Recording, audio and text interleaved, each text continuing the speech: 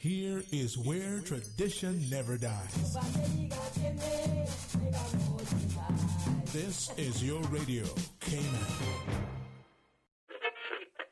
Oh, I think they're doing a great job. A lot of them are. Good afternoon, Dwayne. How are you? Not too bad, sir. Ladies and gentlemen, Radio K-Man's Talk Today with Sterling Dwayne Ebanks. But I do have some questions. there are more questions than answers. Radio K-Man's Talk Today.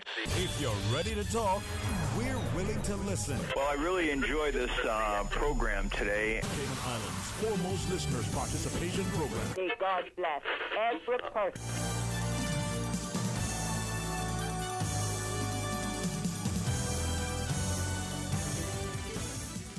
Hey, good afternoon and welcome. Thank you so much for joining us here on this Thursday edition of Talk Today. We get a chance to start things out focusing on health insurance as we invite you to be part of our conversation. Stay tuned for Talk Today.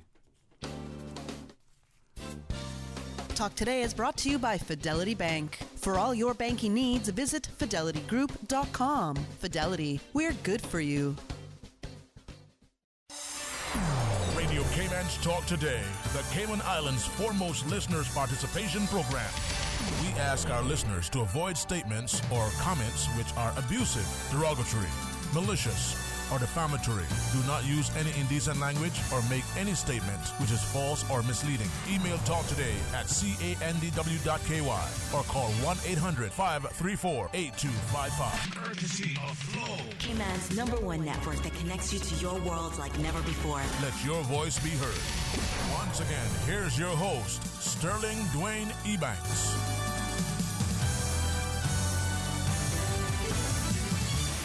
Hey, good afternoon. Welcome back to Talk Today. Thanks for joining us as we invite you to be a part of our ongoing discussion as we have the opportunity to once again welcome to our studio Ms. Annika Brown in her capacity as the chairman of the Health Insurance Standing Committee. And she's brought along, what is, you think her bodyguard, but he's the deputy chair, Mr. Lumar. Welcome, sir. It's a pleasure to include you and invite you to be a part of our discussion this afternoon. Yep, thank you for having me. I can see you being a bodyguard, though. I can see, I'm thinking potential Kevin Costner. And with your voice, you could pull Except it for competition. No, man. Life is too short not to love a lot and laugh even more. Absolutely. So welcome. And I am grateful that you accepted an invite so that we can talk about health insurance and understanding its costs, its ramifications, its importance, both for the public and the private sector. So welcome to you again, Ms. Aniki. Good afternoon. Well, let's start the discussion, because where would you want to take us first initially? Because respectfully, the perception of almost all of us, those health insurance companies, and it's unfortunate. That's a perception we have. Wherever we go, we got to pay for something.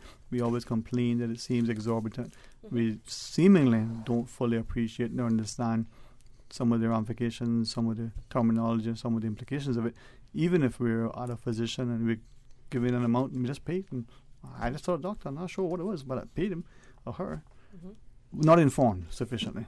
Well, not informed, but I think you're right. What you speak to right there is a part of human nature that is almost everything that we pay for in a service, we question the value of when it's not clearly quantified in our minds, right?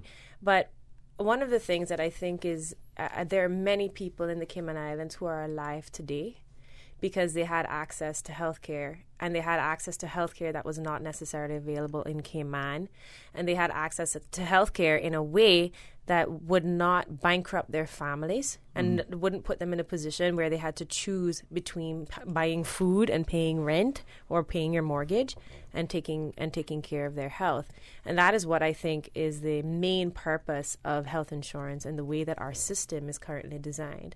Now, I think one of the things that you'll see all over the world is that there are different systems. Healthcare is a political and national discussion in just about every country in the world, where one of the things that you're seeing is that there is a bottomless need, and when it's perceived as a need, but there's a bottomless demand for support for individuals to take care of themselves better, to prolong life and to avoid pain and discomfort and to protect the integrity of their machine, their body, so as to not lose limbs, etc. So protecting the body is a very, very big goal of every government, I think, in the world. And one of the things that we're finding today is that we're in a national discussion where we are assessing where we are as a country.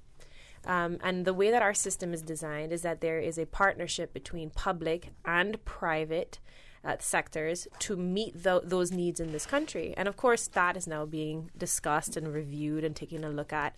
But the reason we're here today is really to talk about some new information that has come to the public fore. In previous visits with you on Talk Today, members of my committee and myself have had discussions with you around the role of the health insurer in this discussion around national health care, and in particular the debate that is centered around the perception that health insurers in the Cayman Islands have been making excessive profits. So one of the things that has been discussed very publicly, I mean, there were newspaper articles in the last 2 weeks. Various media houses are covering this story. It is a very big topic. It was the reports that were published by the Cayman Islands Monetary Authority for the previous years on health insurance financials. So CIMA reported on all of their different categories of insurance.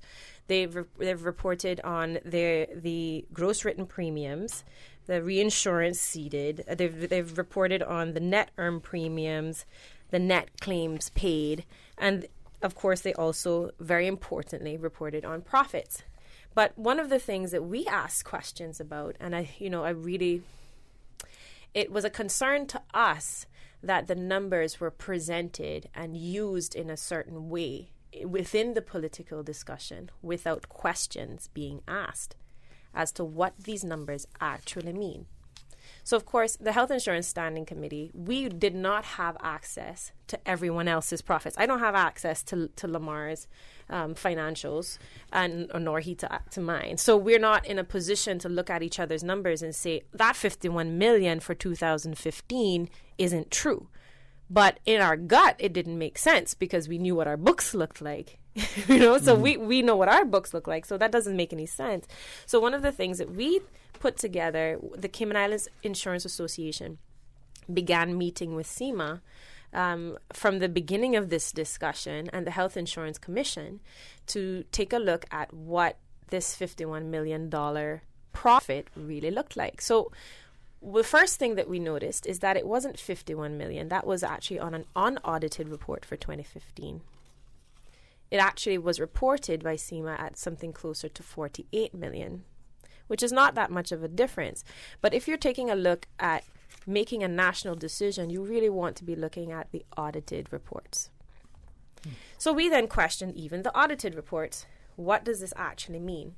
What are we reporting on here? Because when you consider that 8 companies could possibly make 51 million on a population of 60,000 people in the Cayman Islands in 1 year, those health insurance premiums would not be possible to collect. That doesn't make any sense to us whatsoever, right? So we took another look, and we actually asked CIMA to take another look, and CIMA came up with an explanation.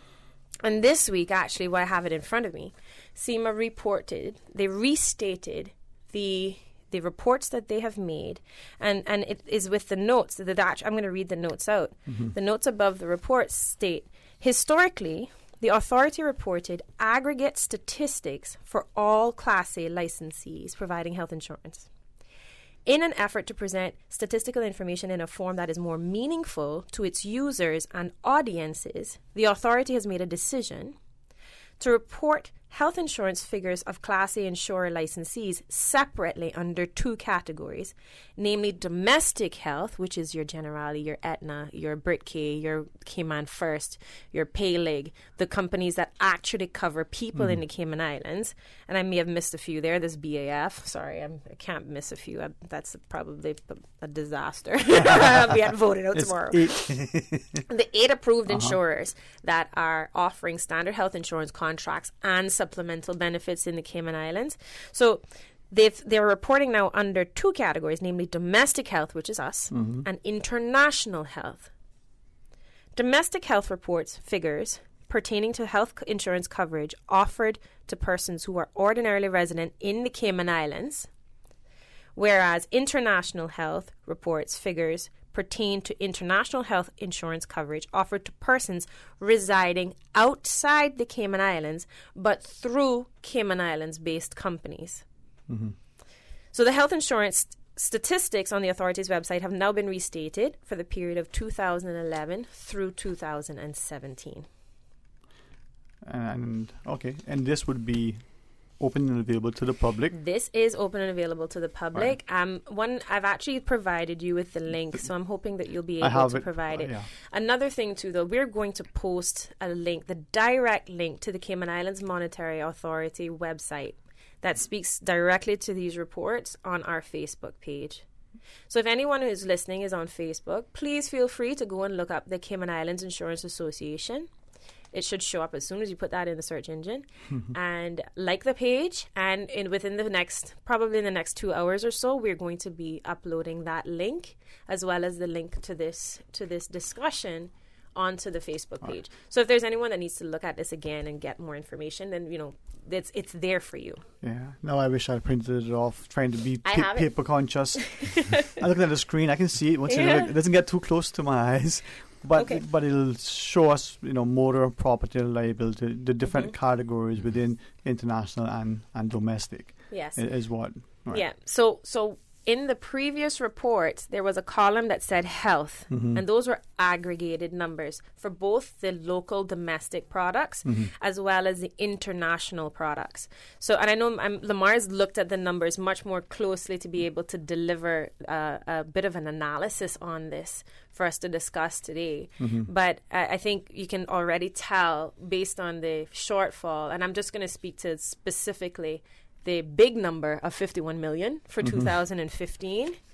The actual local number for 2015 was actually not 51 million and not even the 48.7 million it was actually on the audited report, but is actually 11 million. And then 37 million for the international. I want to make sure I'm looking at the right spot. All right, so 11.6 change for the domestic health sector, and for international, 37.1. Yes. That's correct. All right, okay. So that's a big gap. So add those two together, take the one, carry the four, put down the 7. So you see what I mean? Like you're getting up to the 51 million. Yeah. But not even the 51 million. It comes up to 48.7 million total. Right. So the thing to notice here is that having asked questions, we have gotten some very clear answers as to what this is about.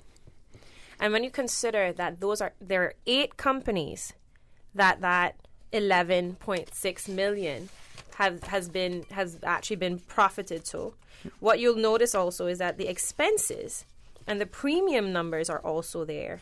So you take a really good picture of how we're doing. We're looking at a net claims paid of 129.3 million. That's how much we have paid out. We paid out in the year 2015. For people's health care. So 129.3 million. This does not include all of the payments that are made for healthcare in the Cayman Islands. This is what private insurers and Synico, for the insured piece of their population, have paid out for claims. This is not coinsurance. This is not deductible, etc. And I know Lamar, he has a lot more information because he's been crunching with our committee. He's been really taking a look at the numbers over the last 24 hours. So I'll kind of pass that over to you. So just before, I want Lamar to jump in. So just for clarity, the 129 million you talk about is 2015 or 2009? 2015 was 129 million in claims, and when we actually if you're getting closer and closer, in 2016 it was 147.4 million. Right, and then income for the 2015 was just 11 and change versus 129. All right, so we'll talk about that. Mr. Fox, do you need us to take the first break now, sir? Okay, we got to take the break. We'll come back. Lamar, you'll jump in and bring us the numbers, and then I'll see what we can do so we can chat. I like statistics. I don't buy numbers, but I like to look at them. The probability of winning is so low and the reward isn't worth it. Anyway, just a tease. But we're going to talk about statistics. Is there jail time? I thought the court said that, yeah. Let's see what numbers tell us. Stay tuned for Talk Today. It's big, it's hot, and it's sizzling. Take 20% off all fabric at Super Stitch. 3 days only. Thursday, July 25th, Friday, July 26th, and Saturday, July 27th. Fabric for dresses, fabric for skirts, fabric for blouses. Super Stitch even has fabric to cover your chairs and your what's it not. No, me what's it not. It's the biggest fabric clearance of the year, so don't miss it. 20% off fabric. Super Stitch, your one-stop household store at 39 Pasadora Place, Smith Road. Still offering the best prices in town. Call 949-2833 or go to superstitch.com.ky.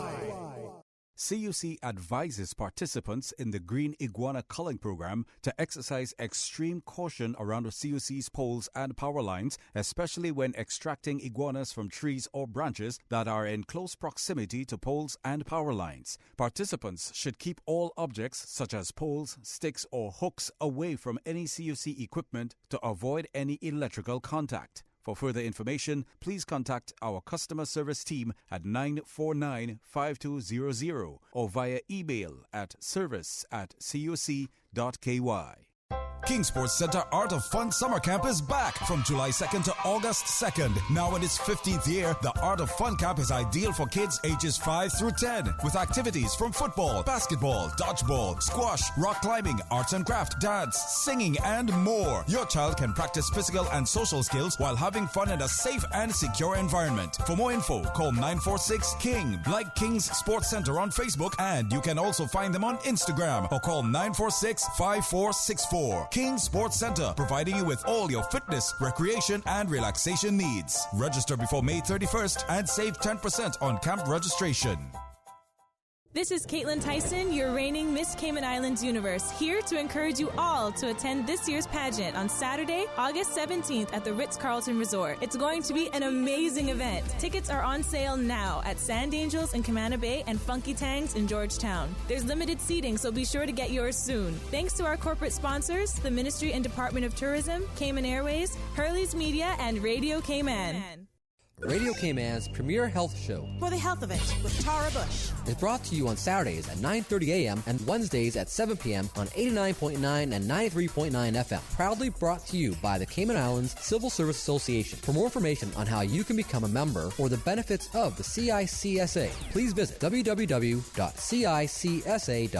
For your convenience, the CICSA offices are open on Mondays from 9 to 12 p.m. and Thursdays from 1 to 4 p.m. For the Health of It, with Tara Bush. Talk today. But I do have some questions. Talk today. Cayman Islands' foremost listeners' participation program. Talk today. Because there are more questions than answers. What the public is saying. Waiting to take your calls right now. Sterling Dwayne Ebanks. Hey, good afternoon and welcome back to Talk Today. Thank you so much for joining us. Who said learning can be fun? If you have the teachers that we had, you can learn a lot. I'm glad for the opportunity to get informed. Ms. Annika Brown as chairman of the Health Insurance Standing Committee, along with her, I can say, colleague and deputy chair in the health insurance sector, Mr. Lamar Haynes.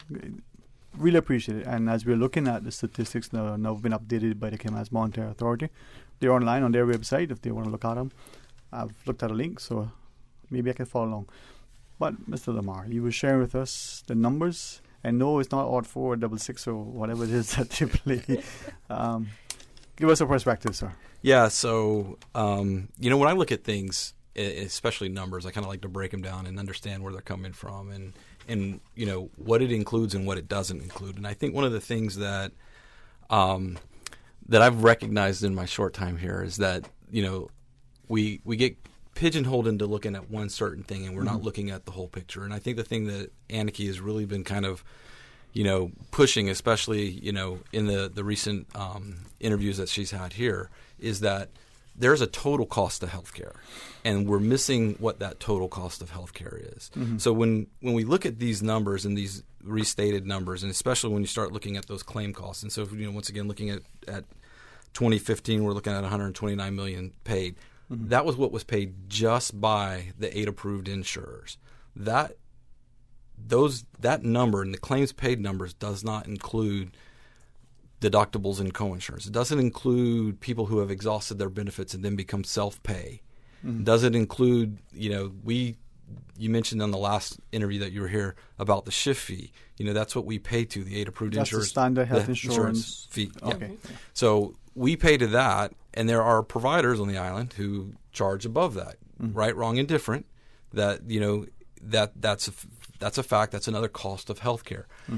Don't believe that these numbers also include. Synico is one of the 8 approved insurers, but they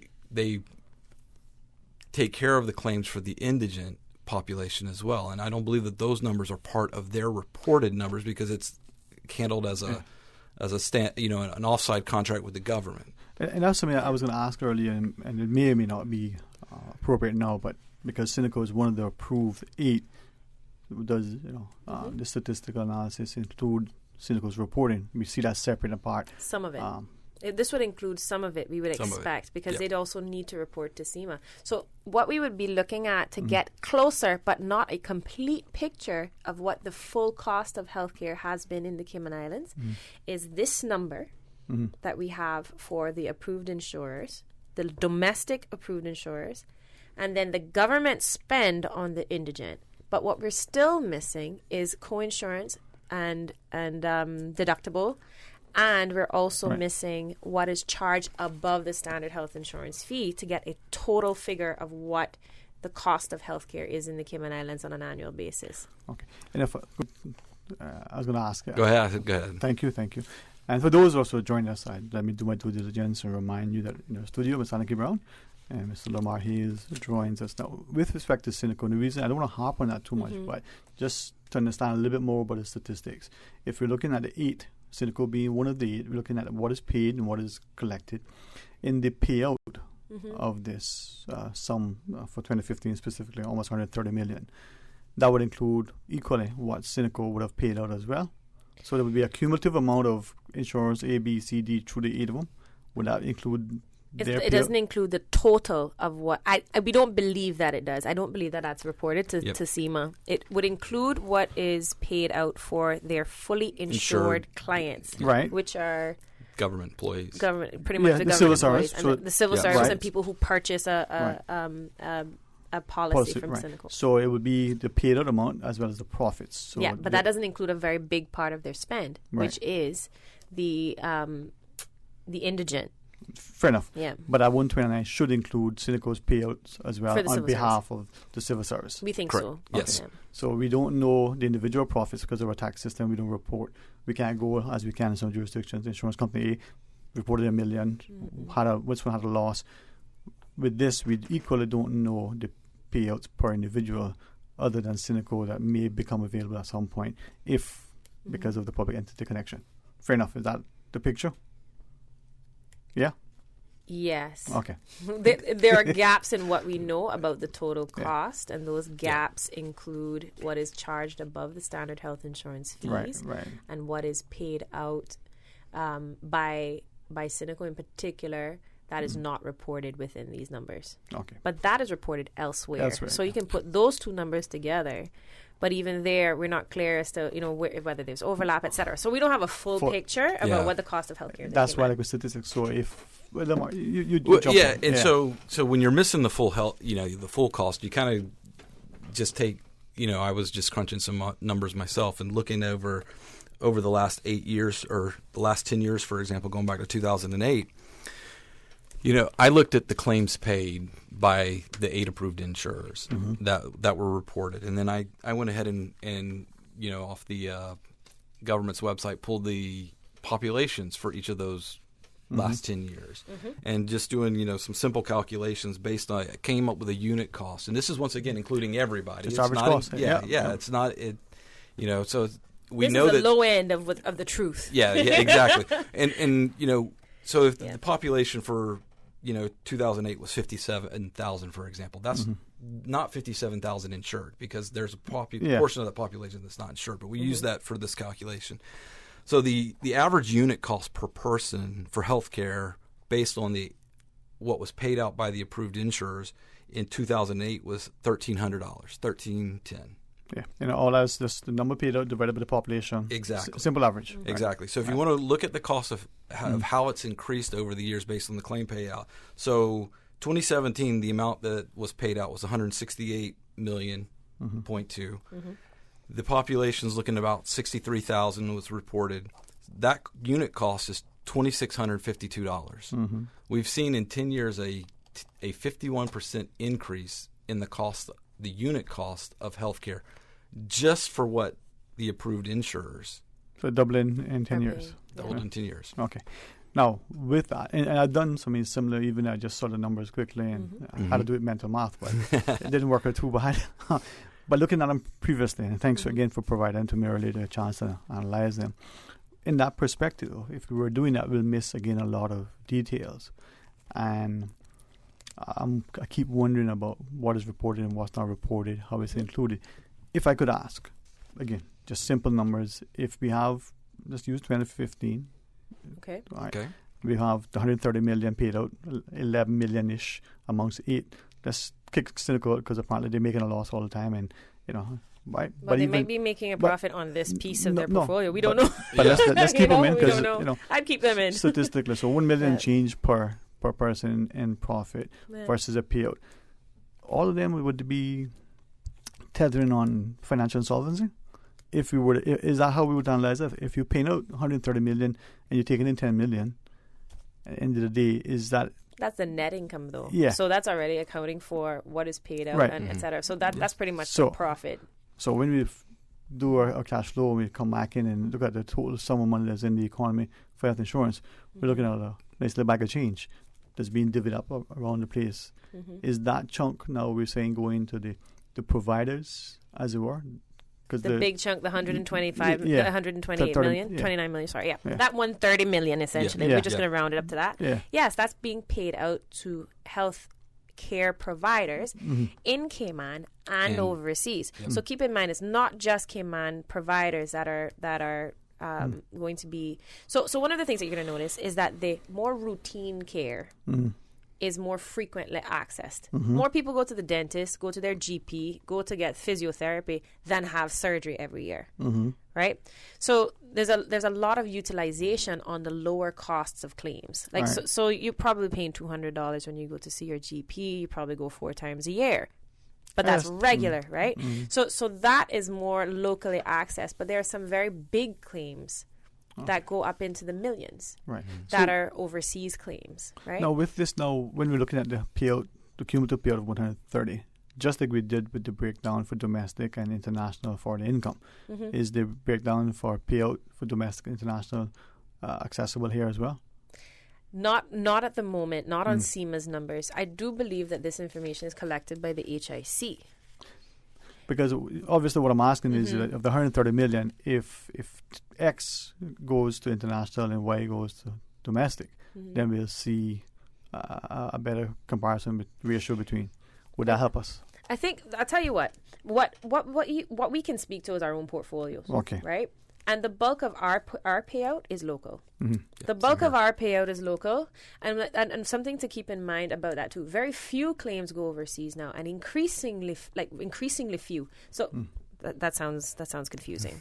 The frequency of claims from overseas is going down every year because there's been an extension of what is available on island with the coming in of new healthcare providers, particularly tertiary healthcare providers that we used to send all of those types of patients overseas. But now, certain things can be done here, certain cardiac, certain orthopedics, certain types of surgeries can be done here. And so we're finding that more and more that spend is local. And that is a significant impact on our portfolios, right?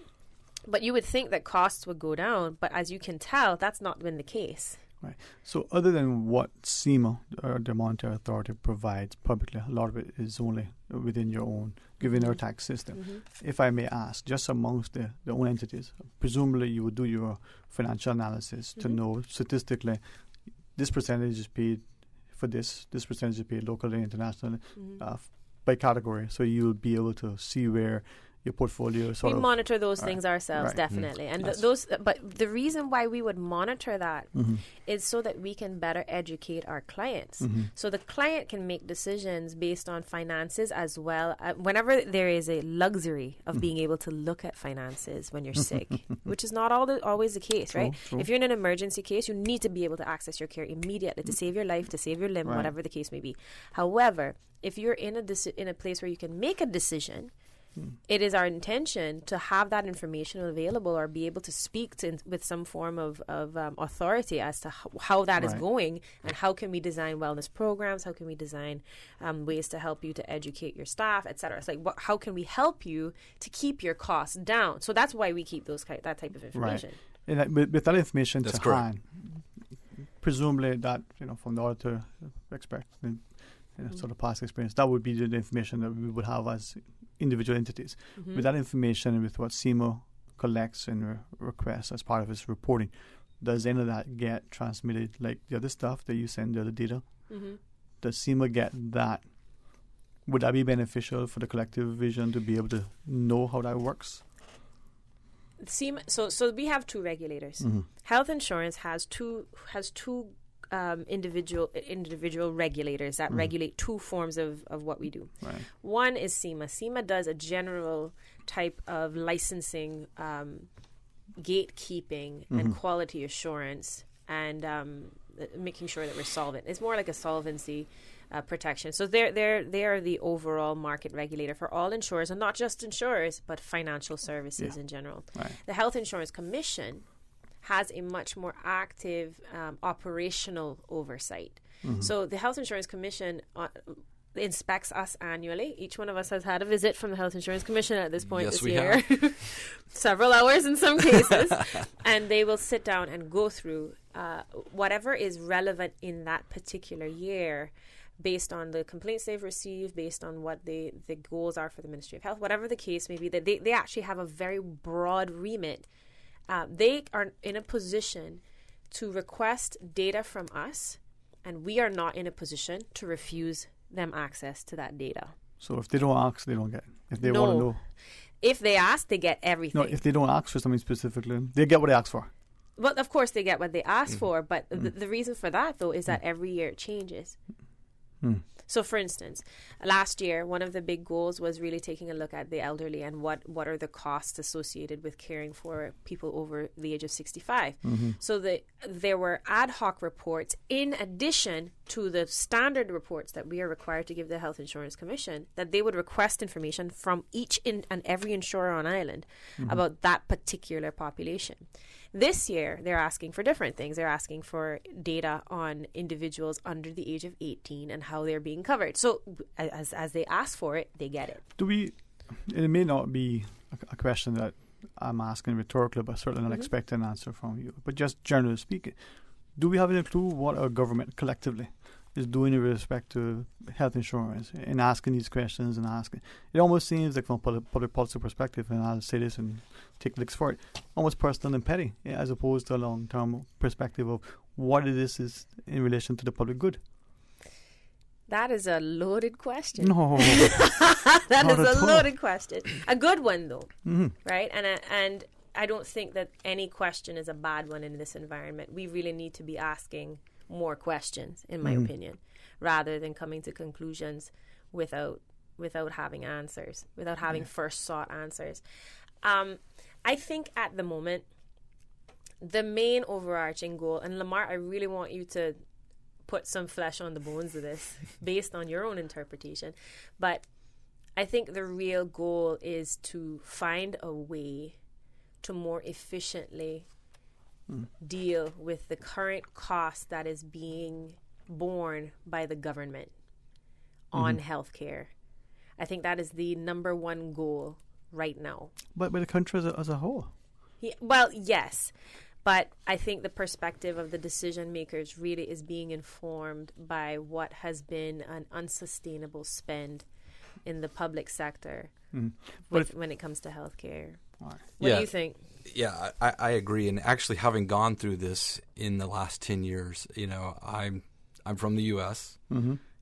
We went through this with the Affordable Care Act, and and I think what you're getting at, Annika, is what we're lacking is transparency, and we're really in. I think our end goal is let's be as transparent as we can be. We'll put our cards on the table. You put your cards on the table. Let's all come together and figure out what's the best thing for everyone. Mm-hmm. I look at the Affordable Care Act, better known as Obamacare, for example. Healthcare reform needed to happen in the U.S. We saw U.S. President Clinton trying something in his first term, right? Yeah, exactly. Right. There are pundits that'll say, "Oh, it was great," and there are pundits that'll say it was bad. I think the issue is, I was working for an insurance company in the United States at that time. The issue was, when the discussion was happening around what they were going to do with the Affordable Care Act, they didn't have all the players at the table. Mm-hmm. Mm-hmm. And so ultimately, things were said. One of the big ones are, if you like your insurance plan, you can keep your insurance plan. And we know that 3 to 5 million people were cut off from their insurance plans because employers at that time found it more beneficial to them to pay the penalties for not having insurance and providing insurance to their employees than paying for the insurance. Mm-hmm. Because, once again, insurance is expensive. I did a research about 5 years ago on insurance and the cost of health insurance. And the United States, in just using it as a model, 1/6 of the gross domestic product for the United States was based on health care. Yeah, it's a significant component. So if 1/6 of your, total income is being spent on health care, that's a significant thing. And I think what we're talking and what we're really trying to, when we talk about putting a little meat to the discussion, is we can't make decisions based on one set of data. Mm-hmm. We need to get everybody together. We need to have all the data, and I love how Annika always says, ask the questions. You need to ask the questions. If it doesn't make sense, ask the questions. 48 million, 51 million didn't make sense. So we started asking questions. Yeah. And this is why hopefully it irked a few people, but hopefully got their attention. And I say it seriously because I think that the arguments, if I can use that, deliberate, that we should be having, not just the discussions about healthcare and the cost of healthcare. I use personal and petty deliberate. I add political to it with a capital P, the small p, doesn't really matter because it's a significant component of our cost. If I may, and you're much more adept at statistical analysis than I am, but if you take our individual incomes in our households and we say our mortgage is X, what are we paying for health insurance? What are our other expenses? And just do it down. It shouldn't be that difficult for any of us to do. Mm-hmm. You make $1,000 a month, you're spending $5 on this, $50 on that, $100 on that. As a percentage, what is it that each one? And there's going to be, more than likely, your health insurance costs are going to be their top 3, the top 2 perhaps, after your mortgage or your household things, your school fees. Depends on how you're covered. Yeah. It really depends on what kind of coverage you have. And even if your employer is paying for it, you get $2,000 a month, but we only give you $1,000 because we paying for the health insurance, or the other $1,000, you're still paying for it. It's part of your compensation package. What is that? And we're not having that discussion, I don't think. Yeah, and there's a wider discussion. You asked the question as to where do we think that the government's head is at when they're looking at what to do next with healthcare. I think there is. I think that healthcare can be very badly misrepresented as a simple thing. Mm-hmm. It isn't. Mm-hmm. It is not simply a financial thing. Oh. It is a very emotive, very important, very personal. Very personal. And it comes down to the very basics of what makes you a human being. Life and breath in your body. This is it's a very important thing. So one of the things that you'll see is that, I mean, Lamar and I have probably more years than I am alive combined experience in working in healthcare, whereas I don't think that you're seeing the level of experience in the decision makers that we would probably have as an industry. That's number one. And that's expected, right? Mm-hmm. But this is why you draw on the resources of all of the stakeholders in the country to inform your decisions. Right. You know, so I know that it is a very challenging subject. I think is the first place to start. And then the second place to start is that what qualifies an individual to make these decisions. And my experience is very one-sided, clearly. Right? My experience, my own experience as an insurer should not inform the decision-making of the full country. Right? You would need to be able to draw on the experiences of the medical providers. You need to draw on the experiences of the financial advisors and of the patient and their experiences in order to come to a full decision about where the country should go. And I think it's a challenge for any human being stepping into that job. It has to be. It has to be a challenge. So I have some sympathy for the decision makers in the absence of being able to have all of that in their own head, having to draw from the environment. However, my biggest concern about how that has gone so far is that questions that needed to be asked have not been asked. I want you to repeat what I asked you just briefly. What are some of those questions that haven't been asked? And you could ponder that. One very good one, an obvious one. Yeah. Where did this 51 million come from? Fair enough. We'll ask and answer that. But that's part we got that answer now. Right? But also the payout and allocation, and then where are these things going? Yeah. So you're asking a lot of great questions, like how much of this is being spent overseas, how much of this is being spent locally, how much is being spent on people under the age of 18. I think we need to have facts before we start to make decisions that are not necessarily in the best interests of the country. All right. Well, when we come back from our news break, certainly I really appreciate not just your deportment, your quorum, but actually the professionalism and opportunity to engage directly, because if we don't start asking these questions, if we don't, again, it's just my perspective, if we don't look at long term, we get to 80 and 90 years old, do we have health coverage? When our children get to 18 and 20, will they have it? When they get to 8 months old, it's a country issue. If we don't look at other societies, how they're dealing with the issue, it's, you know what, I may have a job after today, I might not, let's just see. But you know, and I one of the things I keep repeating over and over, I know you need to take a break, yes, but Mom. One of the things that I keep repeating over and over and over is that every one of this is in this conversation together. I have a 91-year-old grandmother that I am concerned about her health care constantly and the cost of her health care. I have a 2-year-old niece that I'm very concerned that she's not going to be able to afford health care when it's her turn to be in my position in my age group. These are my people. These are our people. This is where we live. This is us. And this is what we need to be paying attention to. We'll talk about it when we come back. Thank you for your candor. Thanks to the listeners. And please, the phone lines are open. Weigh in and let's see where we go. Stay tuned for Talk Today. A caring and community spirit, cherished family and cultural values. These are some of the things that still embodies the Caymanian way of life in the Eastern Districts today. Savannah Pharmacy, your neighborhood pharmacy, located in Countryside Shopping Village, is delighted to offer products and services of real value. Whether it's catering to your family's medical needs or carrying apparel, gifts, and beauty products, Savannah Pharmacy provides you with more than just prescriptions. Remember, they're always just around the corner with everything your family needs and convenient opening hours, including Sundays and holidays. Savannah Pharmacy. For more information, call 946-3336. I've got some beautiful clothes. I know just where they go.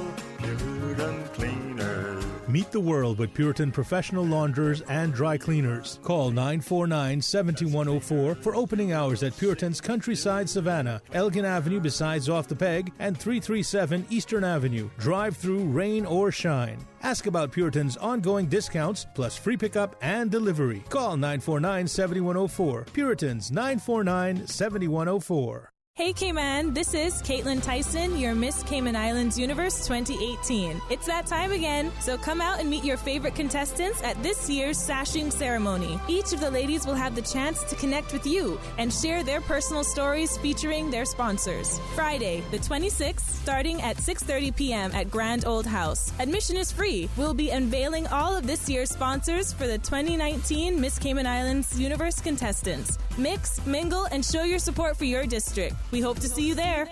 Always separate debris from household garbage after a hurricane hits. Debris includes roofing materials, downed tree branches, and metals. All items of debris must be placed in separate piles to the front of the property or at a side that is easily accessible to collection trucks. Debris must be placed in a location that will not cause obstruction to roadways or come in contact with electrical lines. For more post-hurricane waste management tips, visit the DEH website at www.deh.gov.ky. From district to district, moving through the waters to Cayman Brac and Little Cayman. Your station, your voice. All things Cayman. One radio, many people. This is home. Radio Cayman in the Cayman Islands. Radio Cayman. Radio Cayman's newsroom. These are the biggest stories right now. This past Friday, our CIPS officers joined with staff from the Department of Commerce and Investment and the Cayman Islands Fire Service to conduct checks of liquor license premises in Georgetown. The objective of the checks was to determine whether the establishments were meeting the requirements of their liquor licenses and, in particular, safety regulations. 5 establishments were visited, and 4 of the 5 were found to have issues that needed to be addressed.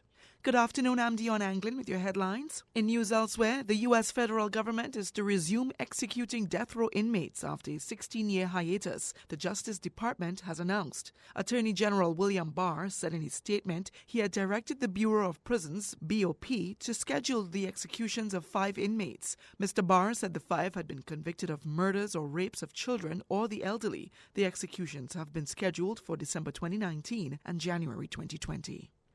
Argentine boxer Hugo Santillan has died from his injuries sustained during a title fight just days after the death of Russian fighter Maxim Dadijev.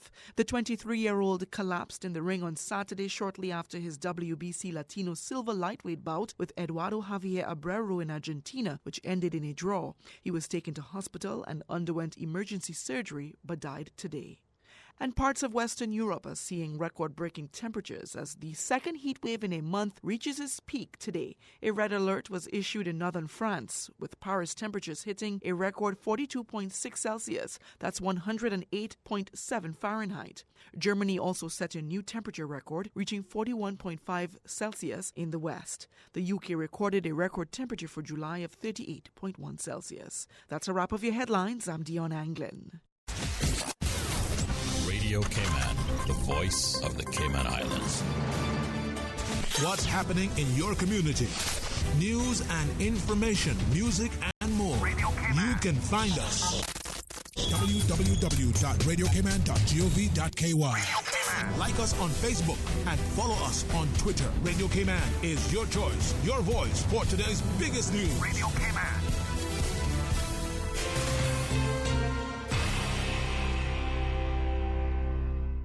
Talk today. But I do have some questions. Talk today. Cayman Islands' foremost listeners participation program. Talk today. Because there are more questions than answers. What the public is saying. Waiting to take your calls right now. Sterling Dwayne Ebanks. Hey, good afternoon. Welcome back to Talk Today. Thank you very much for joining us. I invite you to not only listen, but to share a comment, maybe a question, a query, just maybe something you seek in clarification. Very grateful to our guests for the opportunity to talk about health insurance costs, the cost of medical care. Ms. Anna K. Brown, together with Mr. Lamar Hayes. Now, the chairman and the deputy chair, respectively, of the Health Insurance Standing Committee. Yes. You guys don't have like seats at your table? I mean, you stand all the time? Is that just for health? That's not even funny. That's how it feels. That's how it feels sometimes. I know you've clarified this for us in the past. Just to make sure, when we talk about the Health Insurance Standing Committee, this is a private sector organizational committee, not a statutory authority, Correct. not appointed by the government, not subject to the Legislative Assembly. This is just the industry reps meeting to discuss the So give us a little. Just to tell you who we are. Yes, So the Health Insurance Standing Committee was one of the founding organizations of the Cayman Islands Insurance Association. Prior to the Cayman Islands Insurance Association, there was already a society of professionals for health insurance professionals. Mm-hmm. However, I think it was in the late 90s, I think it was around the same time that the health insurance law came through. The Cayman Islands Insurance Association was formed, and under the Cayman Islands Insurance Association, there's a health insurance standing committee of that association, and there is a general insurance standing committee of that association, a life insurance standing committee of that association. But our membership is very interesting. Yeah. You know, there is always an assumption that insurers get together and gang up on the public. That is not how that works. We are built up. I know, right? It is. It is not. We gang up on each other, maybe, but all of our competitors sit at the table. But it's not just insurers at the table. There are also agents at the table who represent the insurers, and there are also brokers who represent the client interest. Mm-hmm. So there is a multifaceted group that is not always in agreement with how things are going. So I think that's an advantage. You know, with the diversity of this group and all of the different perspectives, we get a lot of really good feedback on what we should be doing better. For instance, from our broker membership, we get a very clear view of both from the agents, and then there is the perspective of the insurer that comes from the insurance members. So there are different types of insurance professional who are part of this organization. And we meet on a monthly basis. And one of the things that we do on this monthly basis is, first of all, check in on what is going on in our market. Are there any trends that we need to be paying attention to? Is there any for instance, is there any red flag with a certain provider that we need to be paying attention to? For instance, has someone had an issue with fraud lately, which is more common than we like to talk about, but is true. There's also, taking a look at new providers and whether or not they've registered and have they, So we take a look at what's going on in the nitty gritty of the market without sharing patient information, but definitely with taking a look at trends in the market and how we're interacting. And we also look at a few things around how we interact as insurers. So, for instance, when somebody changes job and they change insurance company, those two insurance companies have to interact in a certain way. So we really look at the conduct between ourselves to make sure that we're acting within the law and within ethical standards of the CIIA. A couple of other things that we will do is we're actually a pretty open group. So we have met with previous ministers of health, not yet with the current minister of health, but definitely with previous ministers of health and previous members of the Ministry of Health and current members of the Ministry of Health. So we have been a body that has represented the industry to the government as well as to the provider community. But the competition is fierce. The competition is pretty serious, which I think these numbers speak to. You know, $1 million in profit per insurer really doesn't speak to a whole lot of excess. That speaks to a really heavily managed, competitive atmosphere, right? It sounds like a minimal, but again, without seeing the books and not being disparaging, I know the inference, but you may have a charge against profits for X dollars that comes out. They may have other operating little things that come in there for accounts. And at the end of the day, this is the reported profit that would be taxable if there was a taxable thing. But over here, there's all these other little things that are actually good money. Accountants can do all sorts of interesting things even before Enron.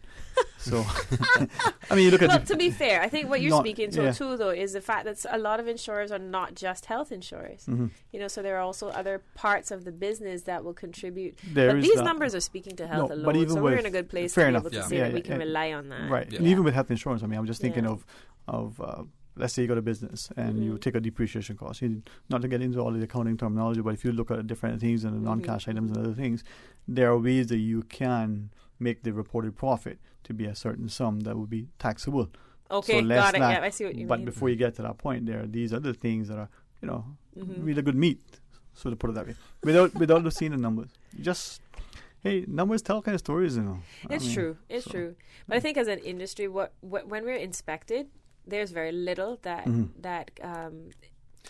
SEMA comes in, and I don't like to say it this way, but it feels like SEMA will come in and lift your skirt every couple of years, and which they really, should. as they should, absolutely, Which they should. and make sure that they know exactly how things are running. They sit behind every member of staff and look over their shoulder as they conduct their business and go through all of the accounts. Yeah. And the Health Insurance Commission does that on an annual basis. Yeah.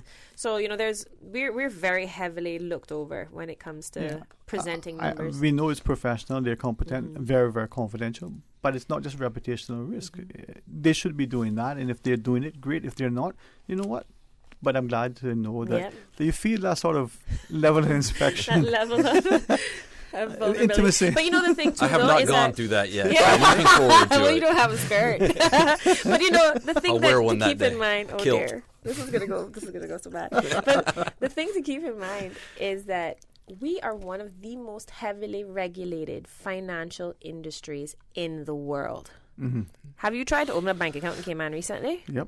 There's a reason why it's that difficult. SEMA is very, very meticulous about their oversight of anything to do with what money does in Cayman. Yeah, well, where we really would like to see...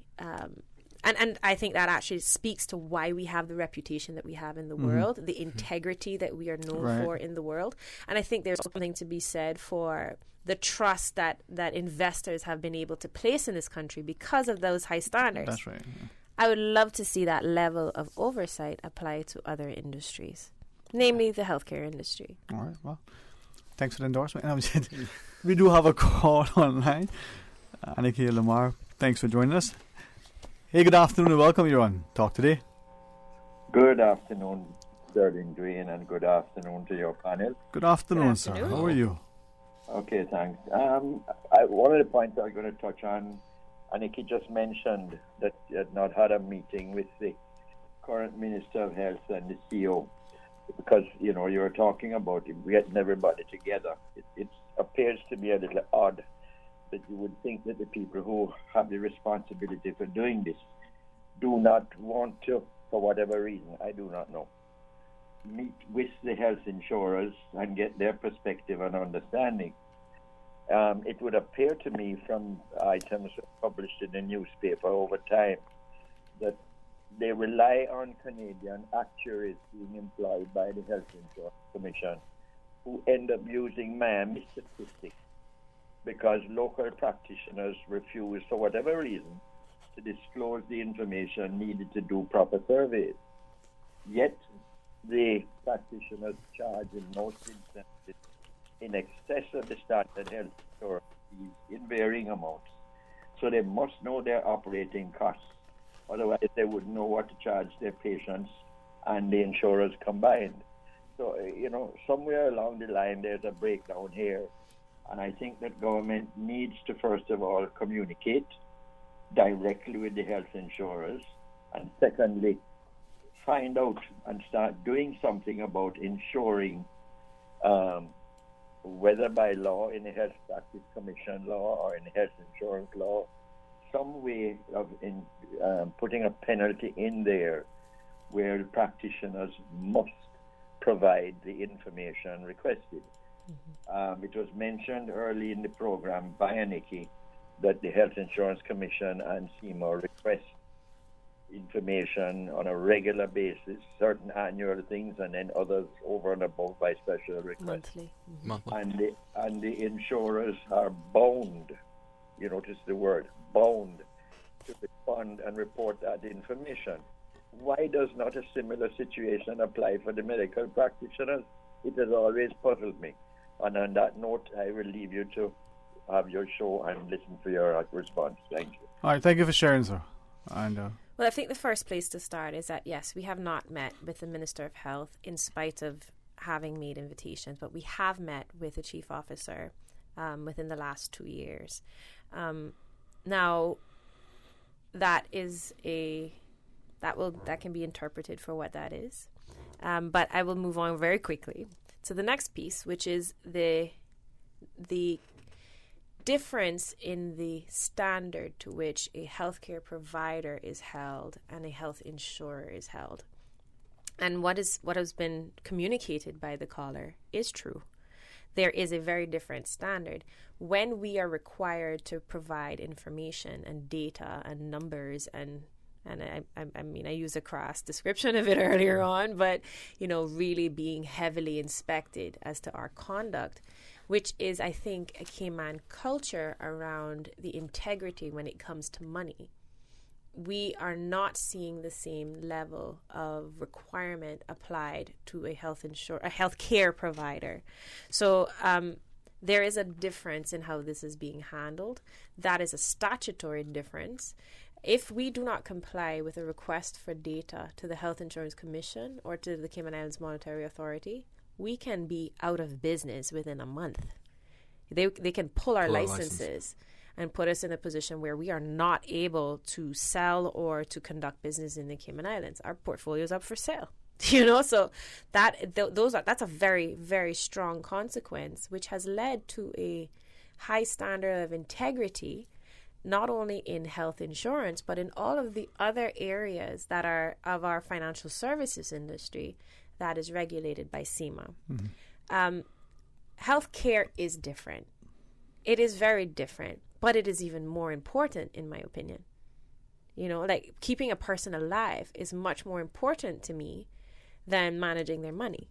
Now, from your perspective, then, if I may ask, and from the general public, two things. One, we'll ask about, we talk about healthcare providers, not just the physicians and all that, but probably the diagnostic clinics, for want of a better word, and the dispensing of medications. That'll all be part and parcel of the payouts from the health sector that you pay for all these things. So the doctor gets X, it goes a little bit to this, to that, to that. That's all part and parcel of the cost. Yeah. So these claims numbers that you see reported are being paid to doctors, to physiotherapists, to pharmacists, to hospitals. Air ambulance. All inclusive. Whatever it is that is in healthcare.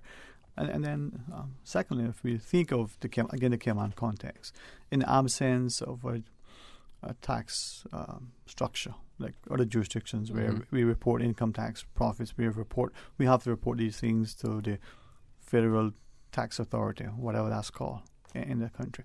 In absence of that sort of structure here, we see SEMA's regulatory arm with the financial sector and other areas.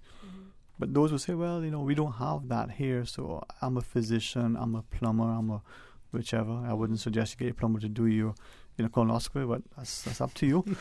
But if that's the case, we don't report those things in other sectors. Could that be part of the challenge of requiring reporting of, in essence, incomes, financial statements, and the like? Yeah, I would say so. I would say that we are not in a position to know how to manage costs if we don't know what they are.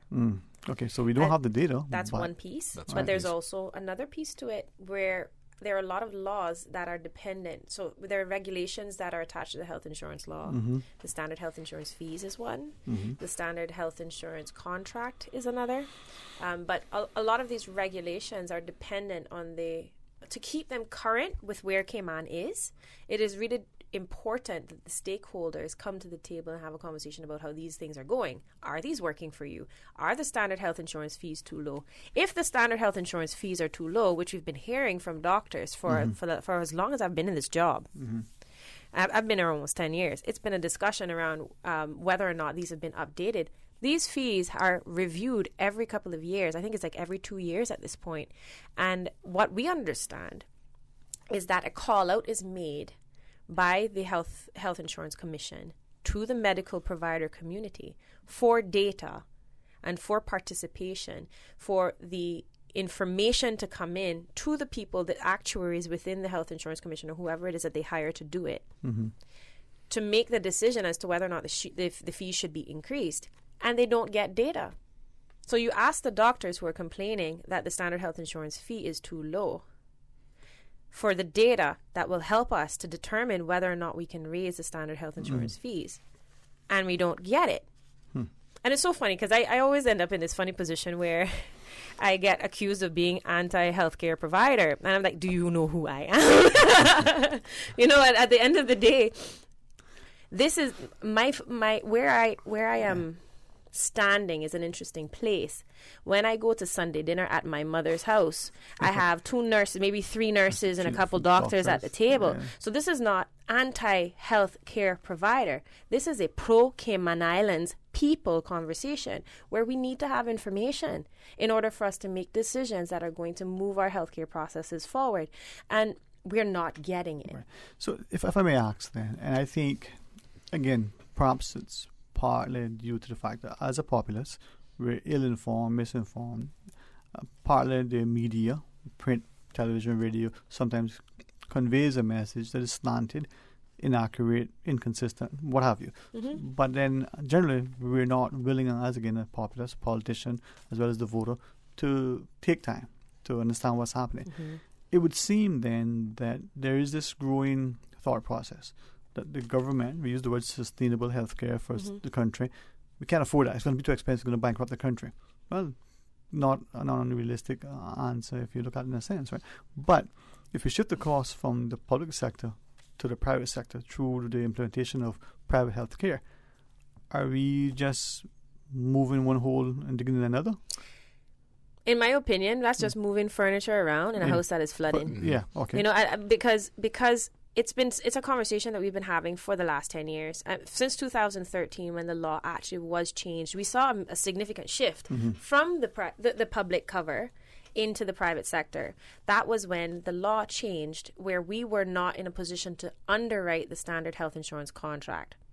So prior to 2013, a health insurer would receive an application for coverage, and they could decide whether or not they refuse somebody, gave them exclusions, or gave them limitations.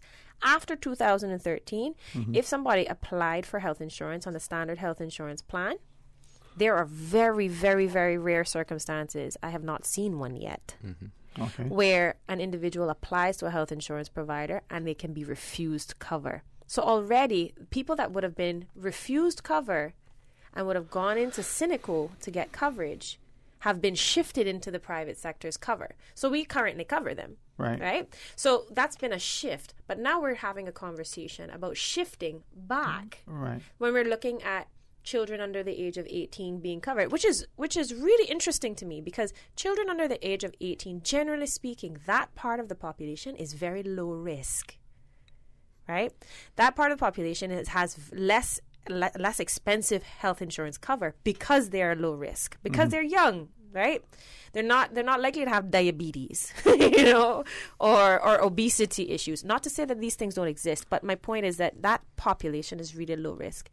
And a large part of that population is already very adequately covered by the law, where we are required to cover the children of employees. So it really is a strange thing to me why we would take something that isn't broken and move it back into the Cynical coverage. If I may ask, then go back to the 2013 amendment, in a sense, the private sector or private healthcare providers can't, or insurers can't refuse, except in rare circumstances. Except in very, very rare circumstances. But they, in providing the coverage, can charge a fairly healthy premium, is the perception that we have. That's interesting, because there are limits even to what we can charge. So the standard health insurance contract is heavily regulated by the Health Insurance Commission. So if an application goes into either Lamar's office, my office, or any other approved insurer's office, and that individual is deemed to be high risk, if we are going to increase the standard premium set by the Health Insurance Commission, we have to ask permission from the Health Insurance Commission to increase that and prove why it needs to be increased. And there's certain tiers to that. So, for instance, in one place, up to a certain point, we just need to notify them. Beyond that, we need to ask permission. And there are a lot of instances where the Health Insurance Commission comes back and says, no, you cannot increase that premium. In fact, I think that's their usual response. Again, or you can only increase it to this amount. Right. So it's very heavily regulated, and to say that we can charge whatever we want is not a fact when it comes to standard health insurance contract. And this is where it comes, I think, to the perceptions that we have, the respectfully, the disdain that some of us may have, the contempt even for insurance, generally speaking, and I'm only glad that we have it when we need it, you know, but we cost the premiums every time we pay. The Health Insurance Commission, I think, maybe for clarity, there are people, that is a government entity by law. So don't confuse It's it a regulator. Yeah, Yes. it's the one that comes out and cracks the whip, hopefully. Keeps you guys in the order. Takes out to court. Yeah, they're the regulator for the sector by the law. The Health Insurance Standing Committee is the Industrial Association looking after it. I wouldn't call them. So just for clarity. And hopefully as we hear more of it, understand it, we become more comfortable. Mm-hmm. Now, with that, and we're looking at the population, I think, Lamar, from what you shared, I'll use it easy because we were talking about 100,000. I stand to be corrected. We're closer to 100,000 now than we are to 60,000. That seems to be the target. Maybe when we find out, we'll be 150,000, but 100,000 is a number to work with when you say per 100,000. We're looking at 8 companies, and we're looking at the cost of healthcare, looking at the premiums and the like. And even if we were to do just a general average based on population and cost, is there a better way than what we have, if you're willing to put a personal perspective for the country to approach this? Yeah. We want to make money, but we also want to be able to be sustainable. Is there a better way than what we have now in the system? No easy question. It's not an easy question, and I think the answer is yes, but we're not going to figure out what that better way is or that easier way until we have all the information. And I keep going back to that. And we keep going back to that. You know, it was made mention earlier. You know, you think about insurance companies, your health insurer. You know, a lot of times, you know, it's I'm paying this premium, and it's aggravating that you're paying this premium every month, and it's going to be like that until you actually need it, and that's what insurance is. You know, and then inherently there's other information. You know, your healthcare provider, for example. You know, how many of us, you know, if you were going to compare your insurer to your healthcare provider, you're going to side with your healthcare provider all the time. I mean, I might. I work for an insurance company, but we inherently are built to trust our doctors. Yeah. And that's right, and we should. They're the ones, you said it, you know, the most important thing is to keep us alive, keep us healthy, keep us moving, and they're the ones that do that. We want to work with the healthcare providers. We want to work with the Health Insurance Commission. We want to work with the government. We want to work, all of us together, so that this number, I mean, if it was a 51% jump in 10 years, if it's another 51% jump in another 10 years, you know, it's going to be impossible. It's going to be impossible. You know, we look at sustainability. This is not sustainable on the current path that it's on. Yeah. And it's going to take a lot of minds coming together. It's going to take some compromise. It's going to take some arguing. It's going to take all of the above. Yeah. It might take some brawling at first because it's so adversarial now, but we need to get past that. But there needs to be that will past it. to get there. Yeah. All right. Yeah. Let's take a call before we take the break. We'll take a call. All right. Okay, good afternoon. Welcome. You're on Talk Today. Good afternoon, Dwayne. Hey, good afternoon, my friend. How are you? Okay. Good afternoon to you guys. Afternoon. Hey, good afternoon. Yes, I heard you mention, what's the name of the board that gives you the okay to... The Health Insurance Commission, the regulator? To raise the fees. Yes. Okay, the Health Insurance Commission. And they have an office in the new government $100 million building next door. Okay. That's your building, by the way. Okay. All right. Well, I heard the leader mention that most of the time, if they want to raise their rates, most of the time these people, their response is, no, they can't do that.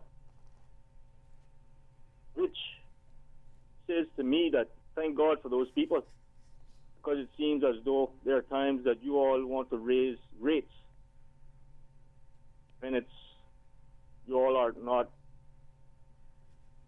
either doing it in the right way, or it's not fair for you all to be raising your rates at the time that you all are choosing to, according to what you said, that these people, most of the time, their answer to you all is no, you all cannot raise your rates.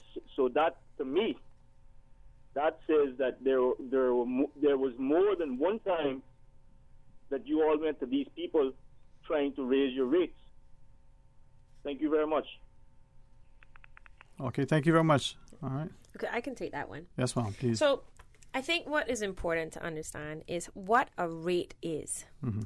When we actually set ourselves a rate for health insurance, we are looking at what do we need to collect from you, the client, to be able to pay your doctor for the next year. And we'll then divide that into 12 months, and that's what we would expect to be able to collect from you on a monthly basis. Now, in some cases, first of all, that where we have to ask permission to raise rates only applies to the standard health insurance contract. So that's a SHIC plan, right? The current SHIC plan rates are what, Lamar? 167. 167 a month. Per individual. Per individual. That's what, 12, maybe $1,500 a year. That's one surgery, maybe half a surgery. So when we consider that we're looking for a way to make sure that we are able to cover your costs for the year when we are raising a rate, what we end up doing then is if you've needed a surgery this year and we've collected more than that, say $1,500. Sorry, we've had to pay out more than that $1,500, right? And when we're coming to renew your policy the following year, we know that we're going to need to collect more in order to be able to take care of you for the next year. So that is when we make an application to the Health Insurance Commission to raise a rate. And what we will do is discuss it with them. They ask us, why do you need to raise the rate? What is the analysis that you've made? Have you taken this to your actuaries? What did your actuaries say? We provide them with all of the data. And then the Health Insurance Commission will look at it from two directions. They're going to look at it from what we need to be able to stay open without going bankrupt, because we have other people that we're covering as well. And they're going to look at it from what can you sustain as an individual in order to be able to make your costs on a monthly basis. Unfortunately, with the rising cost of health care in Cayman, we often both get shorted.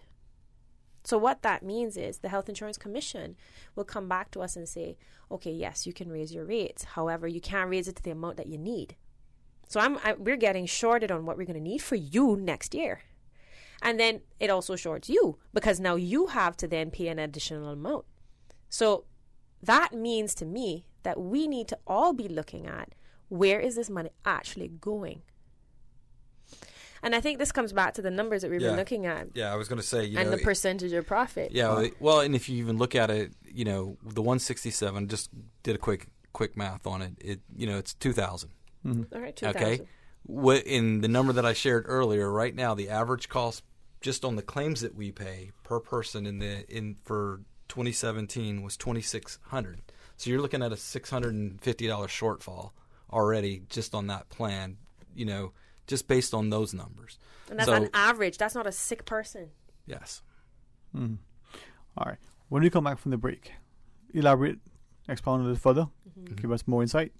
All right. Anarchy Brown, together with her colleague, the Deputy Chair for the Standing Health Insurance Committee. All right. Yep, there we go. Lamar Hayes. Stay tuned for Talk Today. Sometimes things just don't go as planned. That's why you need Contractors All Risk Insurance from Fidelity Insurance Brokers. Ensure you're covered in the event of property damage and third-party injury or damage claims during your construction projects. And with Fidelity Insurance Brokers, you can be sure you are getting competitive pricing and superior customer service. Call us today for a free quote. Fidelity, we're good for you.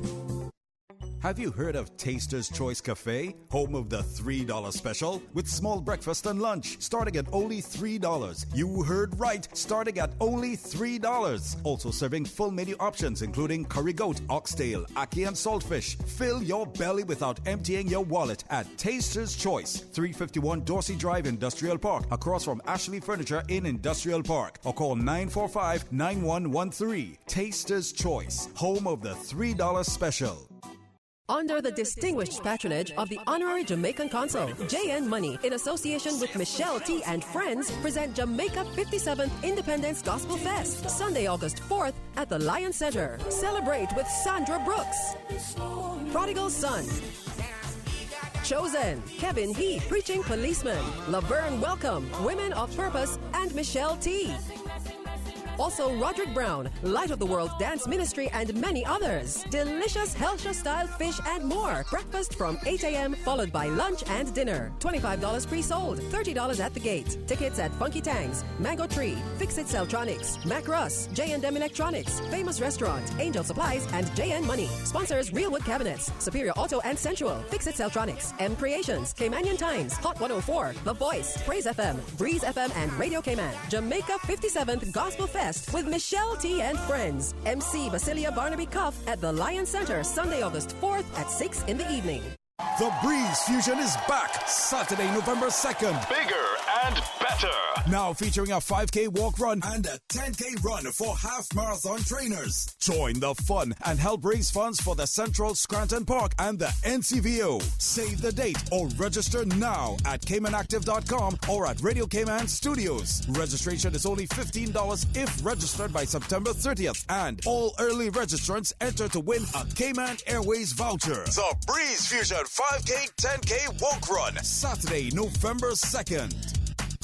Sending money to Jamaica? Send a money transfer with Western Union's direct to bank money transfer service. Send a money transfer conveniently and directly to bank accounts in Jamaica. Just tell your friends and family in Jamaica to register at a Western Union agent location for direct to bank deposits of their transfers. Visit your Western Union location for more information and try our direct to bank account service for your next transfer. Western Union, moving money for better. Western Union also makes money from currency exchange. When choosing a money transmitter, compare fees and exchange rates, which may vary based on a number of factors and are subject to change. Hurry on down to Tomlinson Furniture for the Super Sofa Savings. Check out the beautiful collection of sofas, love seats, and futons, all for amazing prices. This much-anticipated deal is now here and going quickly, so hurry while supplies last. Tomlinson Furniture has exclusive quality furniture that adds style and comfort to your home. While you are there, pick up a rug, a lamp, or a TV stand to complete your look. Tomlinson Furniture at the corner of Hospital and Walker's Road. Great looks, best prices, always. There are plenty of reasons to be a Logic customer. There's lightning-fast internet connectivity. There's the great overall customer experience. And now, you can improve your Wi-Fi connectivity with Logic Boost Wi-Fi for free. With Boost, you can extend your freedom to stream, game, and download seamlessly anywhere in your home, like your patio or your underground lair if you have one. Sign up now for any Logic Bundle package and get free Boost Wi-Fi for a limited time. Visit logic.ky for details.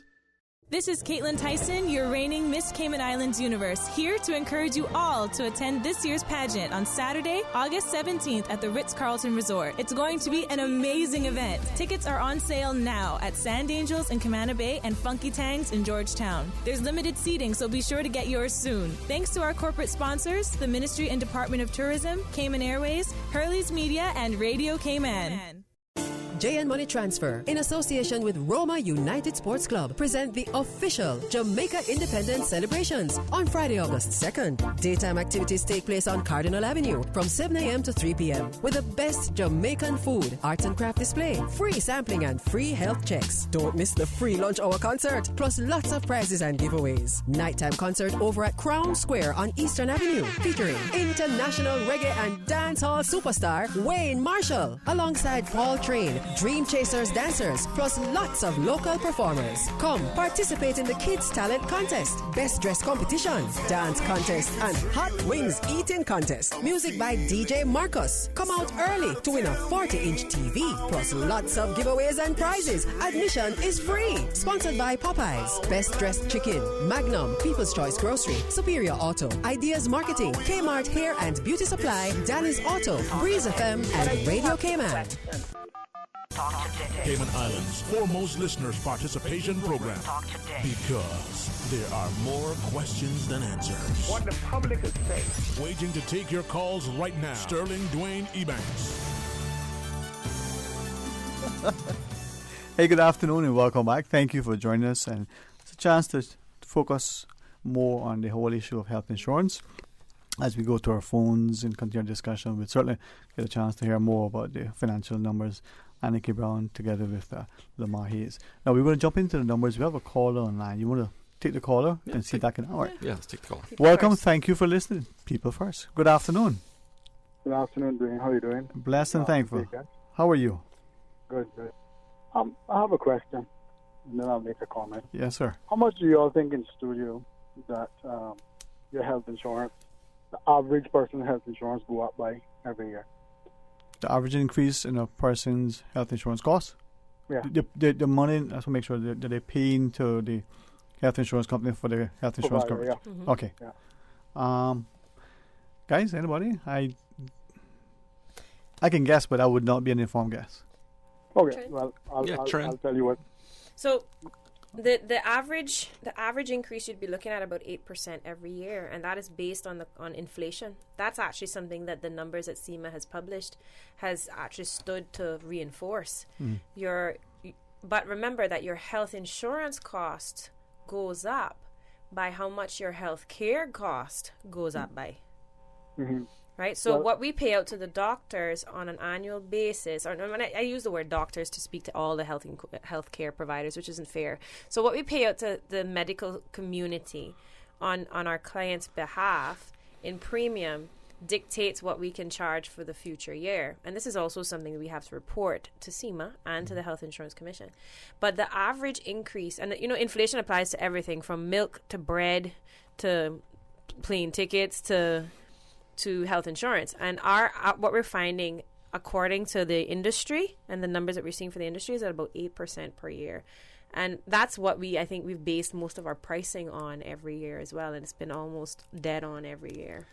Yeah, I mean, if you just look at the claim numbers, I mean, the claim numbers, we're talking 10% over, or 51% over 10 years. You're looking at 5% just in the cost of claims. That doesn't include the inflation that goes with every other item that's included in providing Costs. service and costs. Okay. Well, health insurance for me has jumped about 20% just this year alone.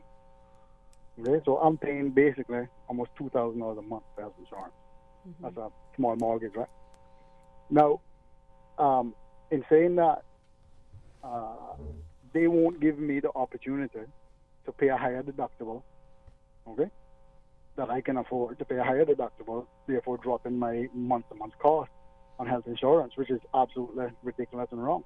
Because if I can prove I can pay a higher deductible, I don't see no reason why I won't be able to. Secondly, the way that insurance in Cayman is set up, don't matter what it is that you pay and how much you try to save and use the insurance. But me personally, I see my insurance for emergencies, not for if I get a cold or something. I see it for emergencies. The way that insurance in Cayman is set up, that you go and use it for everything, and therefore it has no choice but to go up. Okay? And they group everybody into one group, and therefore it's a spiral that's going to come to an end shortly, that nobody won't have insurance because nobody won't be able to afford it. Right? Because everybody's in one group, and everybody's paying, and it keeps going up and then going up and up every year. Is no savings on health insurance if you try not to use it. Right? Because although I try not to use my health insurance, the group that I'm put in, they use theirs, and I still have to pay for that.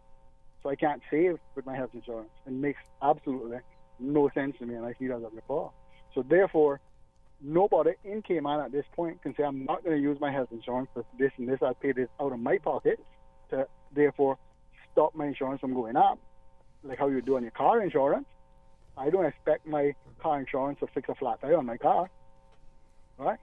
I expect it to cover me if I have an emergency, and that's what I think health insurance was made for. If I have an emergency, that is when I call it my health insurance. Because health insurance and health care is one of the things that would send you absolutely broke in other countries. Now, this health insurance is sending you broke right now just by paying month to month, by the rate is going up. Now, $2,000 a month, when I base it on in the U.S., okay, is ridiculous to be paying for health insurance here. But I have to do it because it's mandatory, right? But do you think $2,000 a month is fair for any family to be paying that? Yes, sir. Good questions. I'm happy to take that question. I think the first thing that I would say to you, sir, is that you're preaching to the choir. What you're saying, what you're speaking to is a rampant rising cost that is applying and affecting every single household in Cayman, including ours. Including our own.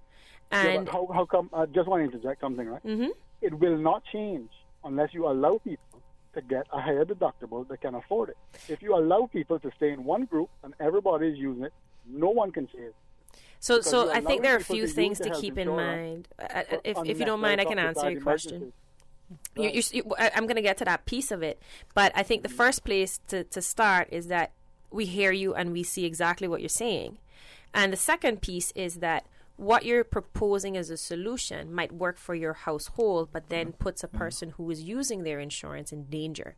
Because what ends up happening is that we then end up collecting far less than we need to be able to cover the cost of the person who needs a lung transplant tomorrow. So that is the concept of insurance, and it's something that you're speaking to very clearly, and I'm really glad that you've raised it, is the pooling of individuals into a group.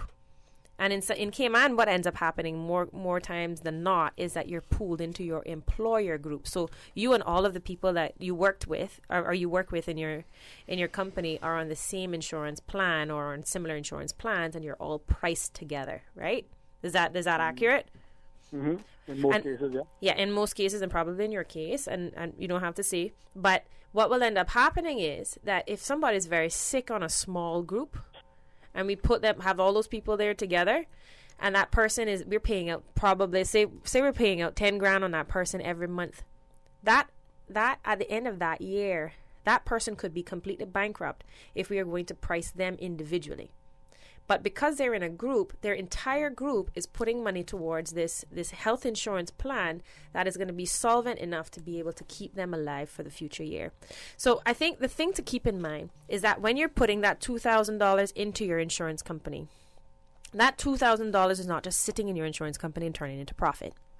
That $2,000 is going together with everybody else's $2,000 and is then paying out on whoever actually goes to the doctor. One of the things that I would say to you, though, is that you have described yourself as what we would consider to be a wise consumer of healthcare, in that you are not using your healthcare and your health insurance for any little cold that you could just simply go and get Tylenol from the pharmacy. One of the things that we are working on is educating the public to make sure that everyone understands the impact of going to the emergency room because you got a mosquito bite. And that's not something that's something I think that's taken root yet. Go ahead, no problem. This is the problem. Mm-hmm. The problem is, for me, being a wise consumer makes absolutely no sense if it keeps going up every year 10 to 20%. Yeah. Right? Because of people not being wise and I having to cover these other people. That's why I've asked insurance companies to give me a higher deductible, therefore keeping my insurance costs down, and they refuse to do it. Now, could you tell me why insurance companies won't give somebody like me or anybody else higher deductible to be able to keep the insurance down? Well, I think the answer to that is because you're part of a group, the way that your contract is written, and maybe what you're looking at is okay, so the way that we deal with this, the way that we would deal with this in a group setting is that we would have a conversation with the group about what your risks are, and then we start to take a look at, and I think Lamar's company does the same thing, where we would start to take a look at what can we do to keep your costs down. So, for instance, we had a client years ago with something like a 51% increase in their claims. And it was horrific to sit down across from that client and say, listen, this is where we are, and this is what's happened in the last year. And then we would sit down and look at their utilization and say, okay, so almost everyone is having back problems on your group. What's really going on there? So then one of the things that we then would work with that group to do is sit down and say, okay, so how do we get rid of these back problems? How can we educate your team members on being able, like, on ergonomics and making sure they have the right kind of chair? So sitting down with the client and looking at what the money is being spent on, put them in a position where they had like a 30% reduction the following year. So that's an example of partnering with a group to make sure that we're doing our best to keep the costs down. Now, that is not something that every company is going to be able to do. So we're dealing with a national issue where you are not the only person that's in this position, but many people are in this position where they're seeing the increase of their health insurance because of the increase of the health care of that group. Right. We also essentially then what's going to happen is going to continue going up the way it's going up, and there's no recourse for it going down, is what you're actually saying. Well, actually, that's not what I'm saying, but what I will say to you is that where we are as a country is that we have to be having the conversations where we can take a look at what's going on, get to know what the facts are as to what is driving these costs up, and start to attack them with solutions. So, and the worst part of this is, right, I have looked overseas to get insurance. Yeah. Right? And people here would take, doctors here would take it, but the government don't allow me to go overseas and get insurance because I would go tomorrow. Okay? Because it'll be 10 times cheaper paying insurance overseas if I would be allowed to than to pay it here on Ireland. And could you explain that one? And I'll hang up and listen to you. No problem. I have price insurance overseas, and it's way cheaper for me to get coverage overseas than it is here. Right? What I'm paying $2,000 a month here for, I can get way more. Okay? Yep, I understand. I can answer that too. That is kind of ridiculous, if you ask me, and it's going to continue. I don't see any recourse of it going down or any way it's going to continue going up the way it has been religiously every year by 10 to 20% until it hit the ceiling, and then nobody will have insurance. So that's something that everybody need to look at. And it's to be paying $2,000 a month. I'm sure people are paying more than me, right? $2,000 a month. That's a mortgage. Yeah. Thank you. Hey, thanks very much for sharing. We can answer the question. Yes, as please. Well, yes, please. So there are a few things. One of the things that you're going to see around why it's cheaper if you get it overseas is that if you're buying into a group that, say, for instance, is in the United States, they're dealing with several million people. And a much larger population that they're collecting premium from for them to be able to sustain costs. And I think people fail to understand that the actual population of the Cayman Islands, 60 plus thousand, is a small employee group in the United States. Right. Universities have more people. Walmart has like probably 15 times our population in their group alone, right? When you think about that, so the economies of scale are there. So the economies of scale are in a larger group and a larger insurer from another country. One of the things that you're seeing is that the rising cost of healthcare is not unique to Cayman, but it is very, very closely felt because of how fast it's happening here, right? And that's one thing. Another thing that I can speak to that I noticed, I mean, the gentleman is describing something which really sounds as though he's actually experiencing the impact of being in a very unhealthy group. But one of the things that we see a lot of people doing is then breaking off of that group and getting an individual plan. And that then ends up weakening that group. So everyone else has a even higher cost because they're not contributing. They're not having his contribution to that group. So we are all in this boat together. Yeah. And I think the point of that is he's described exactly what our concerns are. We are all in this boat together, and we are really looking for solutions. And at this point in time, we are working as a committee to identify places where we can impact this as a country and provide suggestions to the government within, I think in the next 2 months, I think we set ourselves a goal. Yep. So by September, we're hoping to be able to provide a gap analysis with proposed solutions that will have an impact on things like this so that it doesn't continue to happen in the way that the gentleman has described. And I completely understand his frustration.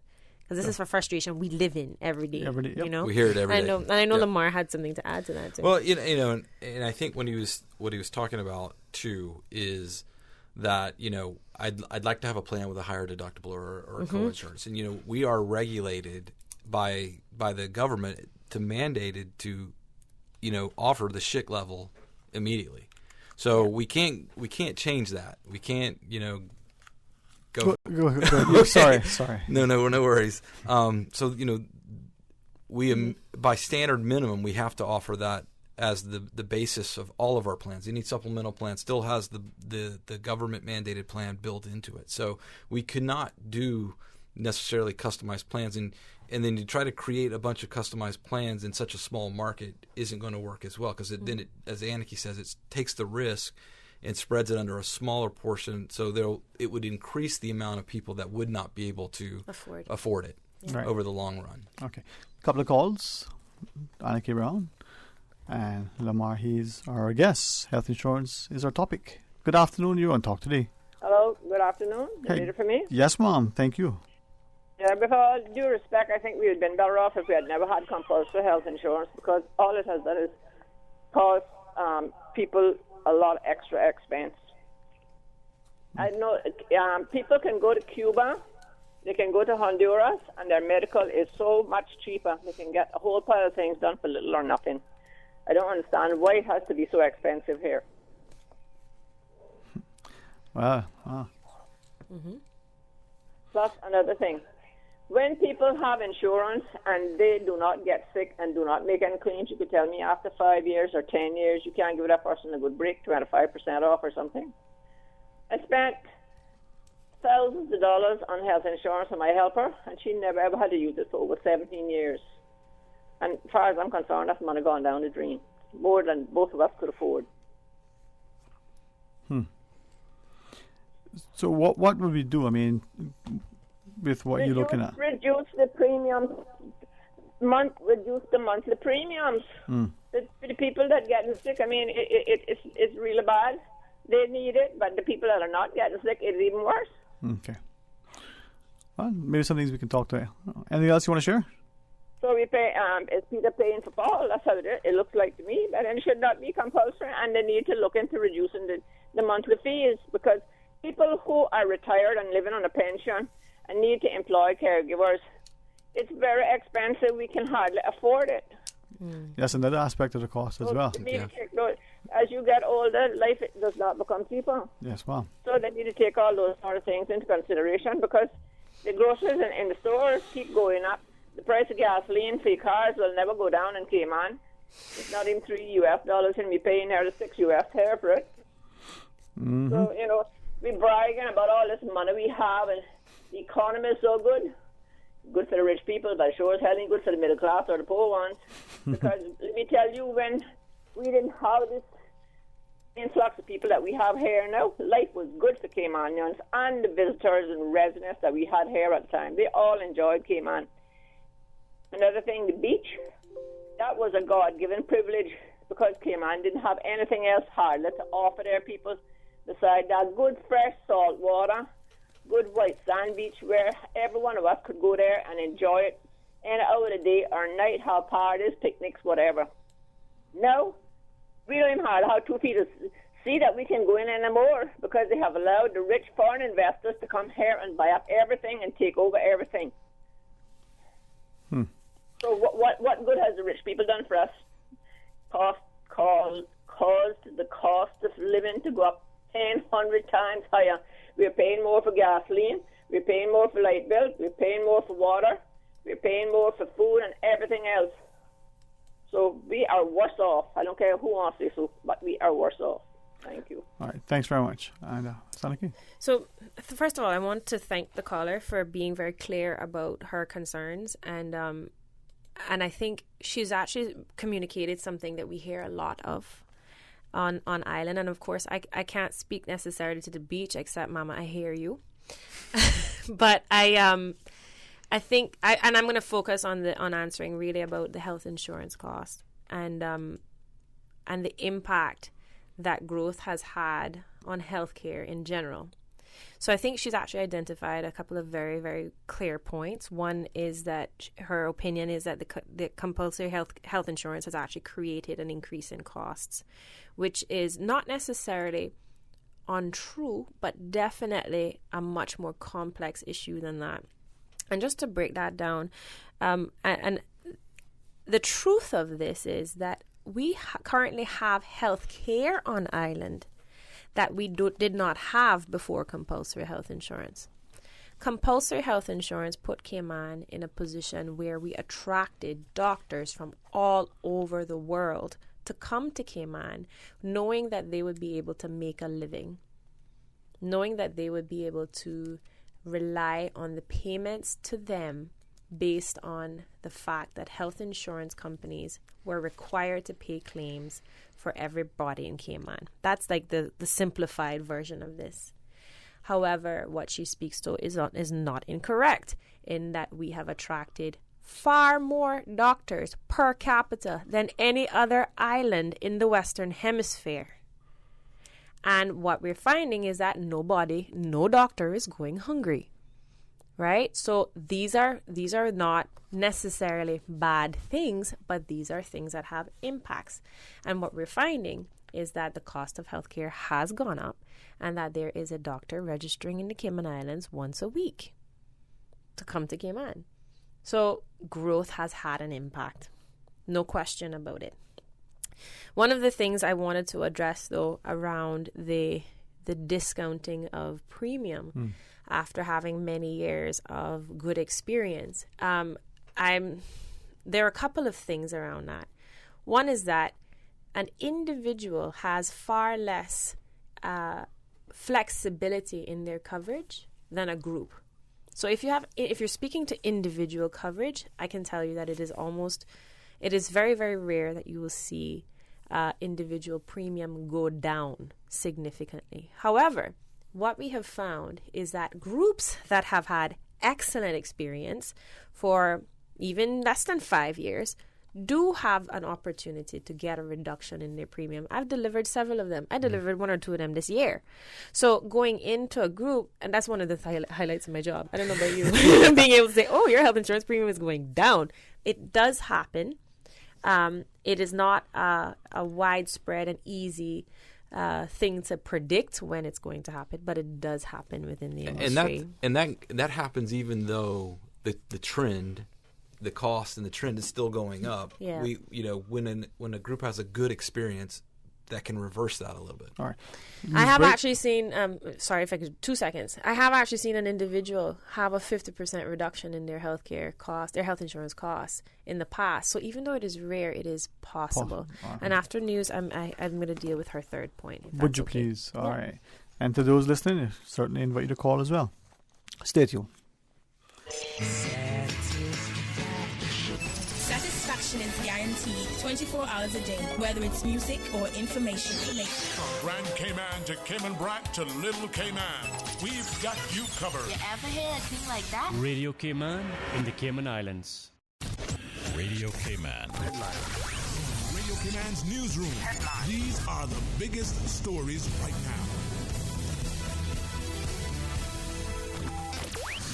Water Authority Cayman announces an increase in the rates for water, sewerage and septic services. The increase of 1.46% is effective as of July 1st, and customers will see the rate adjustment reflected on their July bill, which will be posted at the end of this month. Ofreg, the regulator of the energy and utilities sector in the Cayman Islands, approved the rate adjustment and announced it on their website on July 24th of this year. Good afternoon. I'm Dion Anglin with your headlines and news elsewhere. Indonesia's parliament has approved a pardon for a woman sentenced to jail for recording a call with her boss to prove he was sexually harassing her. President Joko Widodo granted the amnesty to the woman after the Supreme Court rejected her appeal. Activists say the case highlights Indonesia's lack of safeguards for women in sexual harassment cases. A striking picture of a 5-year-old girl grabbing her dangling sister's T-shirt after airstrikes in northern Syria has circulated on social media. The girl's horrified father is shown scrambling to rescue his daughters from the building's rubble in Araya, Idlib, after government bombing of the town on Wednesday. The UN said last week that more than 350 civilians had been killed and 330,000 forced to flee their homes since fighting in northern Syria escalated on April 29th. And airport CCTV cameras captured the moment an inquisitive toddler climbed onto a moving baggage carousel and was swept through machines and into the heart of Atlanta International Airport. The 2-year-old boy apparently walked away from his mother without her noticing while she was printing her boarding passes at a ticket machine. The boy was treated for a severely swollen and bruised right hand before he was transported to hospital. That's a wrap of your headlines. I'm Dion Anglin. Radio Cayman, the voice of the Cayman Islands. What's happening in your community? News and information, music and more. You can find us. www.radiocayman.gov.ky. Like us on Facebook and follow us on Twitter. Radio Cayman is your choice, your voice for today's biggest news. Radio Cayman.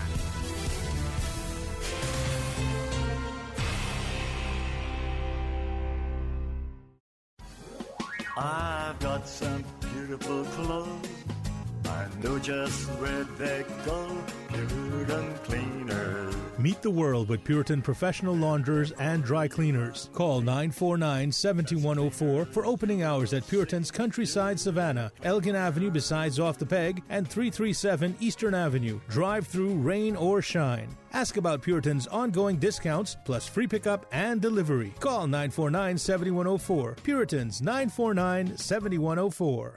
K-Man is going to Carfesta 2019 this summer. Get a sneak peek preview of all performances we'll be doing in Trinidad. 2 weekends only at the Hartwell Theatre. Music and dance shows on Saturday the 20th of July and Sunday the 21st of July. The touching play, Downside Up, written by Frank McPhail on Saturday, July 27th and Sunday, July 28th. Tickets are just $25 per person per show. Purchase at Foster's Airport and Strand, Funky Tangs, Healthcare Pharmacy Grand Harbor, the CNCF office, and online at eventpro.ky.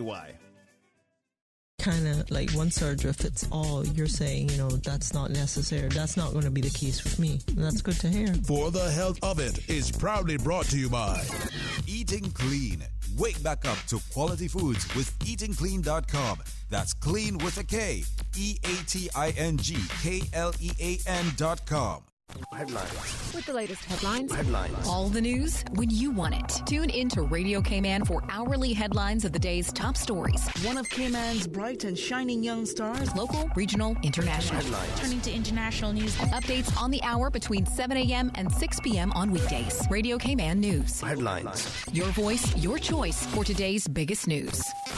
A caring and community spirit, cherished family and cultural values. These are some of the things that still embodies the Caymanian way of life in the Eastern Districts today. Savannah Pharmacy, your neighborhood pharmacy, located in Countryside Shopping Village, is delighted to offer products and services of real value. Whether it's catering to your family's medical needs or carrying apparel, gifts, and beauty products, Savannah Pharmacy provides you with more than just prescriptions. Remember, they're always just around the corner with everything your family needs and convenient opening hours, including Sundays and holidays. Savannah Pharmacy. For more information, call 946-3336.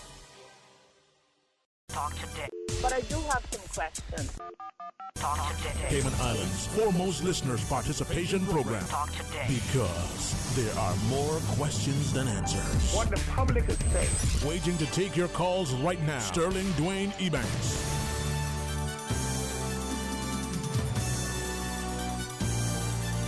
Hey, good afternoon and welcome back to Talk Today as we continue our discussion on health insurance. Ms. Annika Brown together with Mr. Lamar. He is the chairman and the deputy chair for the Standing Health Insurance Committee. Health Insurance Standing Committee. Well, I like it your way better, though. Mine sounds better. I like how mine It sounds. doesn't get us confused with the HIC. Yeah, the Health Insurance Standing Committee. Yeah. It should be Standing Health Insurance Committee. What do you think? Better? It sounds We're going to exhausting, change it. Yeah. Because I think the shift is just close to being the shift, which is not like the shift.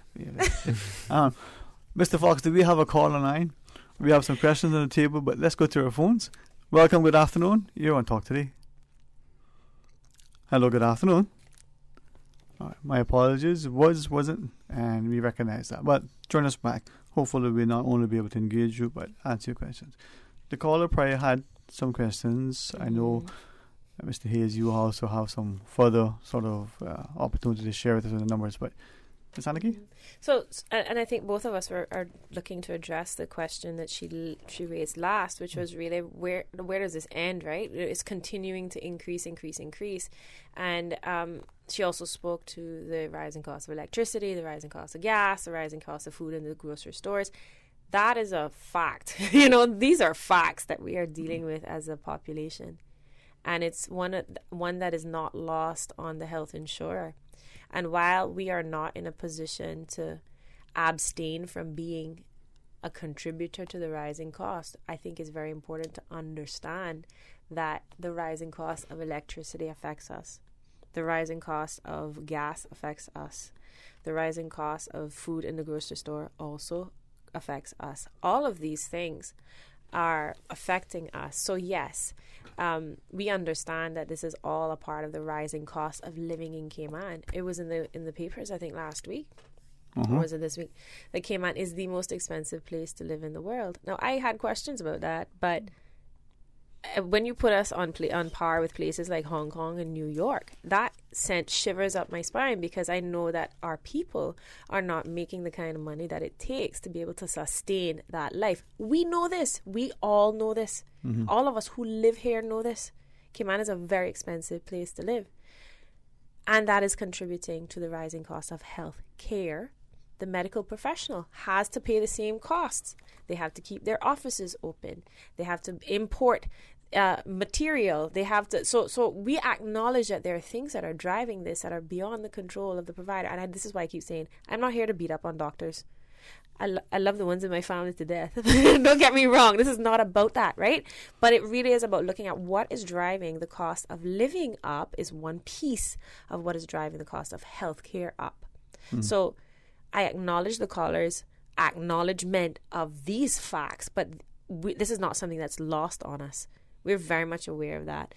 And the gap will only continue to widen if our education system doesn't get with the program.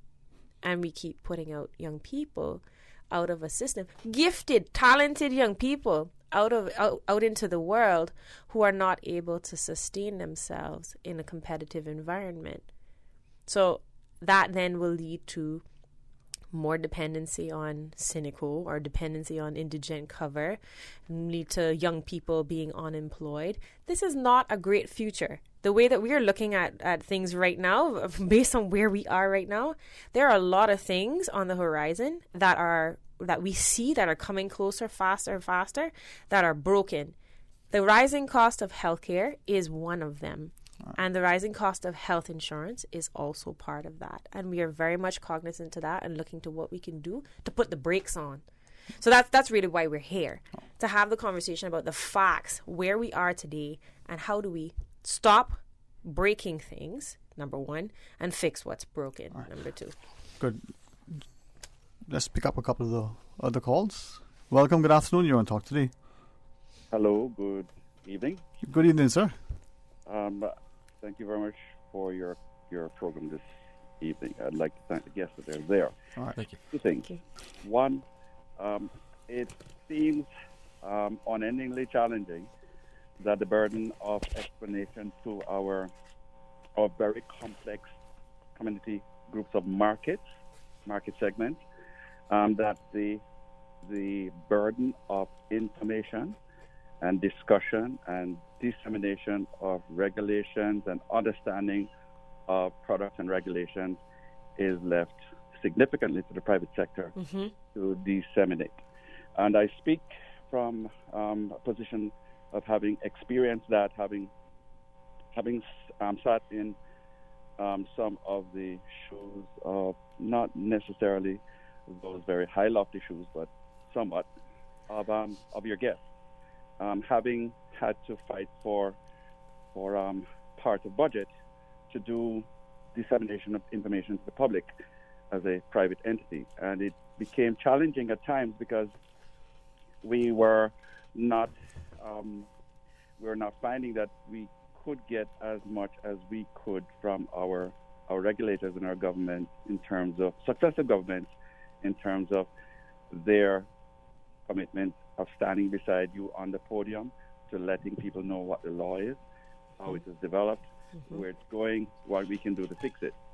The other thing that I'd like to bring up is one of your previous callers mentioned that he could access insurance providers from overseas and they'd be less costly, and that was partly addressed by one of your panelists regarding the economies of scale, and yes, it will be cheaper. However, our regulators have in place the requirement that anybody who is selling to our market needs to be regulated, rightly so, by SEMA, because whenever there are emerging challenges and liability issues, you will not escape the purview and you will not escape the wrath of the regulator if you're here. If you're not here, you're not going to be held accountable and you can get away with things. There are people who have had experiences which have been devastating, having paid premiums, expected the service, and because they are here and they're not in the jurisdiction where they paid for that service, they were disenfranchised. So that is one of the reasons why you can get cheaper health insurance overseas, but you can't purchase it and be recognized here because they have to meet our regulators' requirements here. So if something goes wrong with you as an insurer, our regulator can go to them and ask for questions, answers, and also hold on to your bank account for contingent liability purposes. So thank you very much for your guest. What you're saying is critically important. Our audience needs to be enlightened. Thank you very much for the budgets that have been provided to allow you to do this. We know that it is a sacrifice. Government can do a little more in terms of being there with you to answer these important national questions. Hey, thanks for sharing, sir. And talk to you again. Let's take one other caller. Good afternoon. Welcome. You're on Talk Today. Hello. Good afternoon. Good afternoon. Hi. Good afternoon, sir. How are you? Brian. Okay.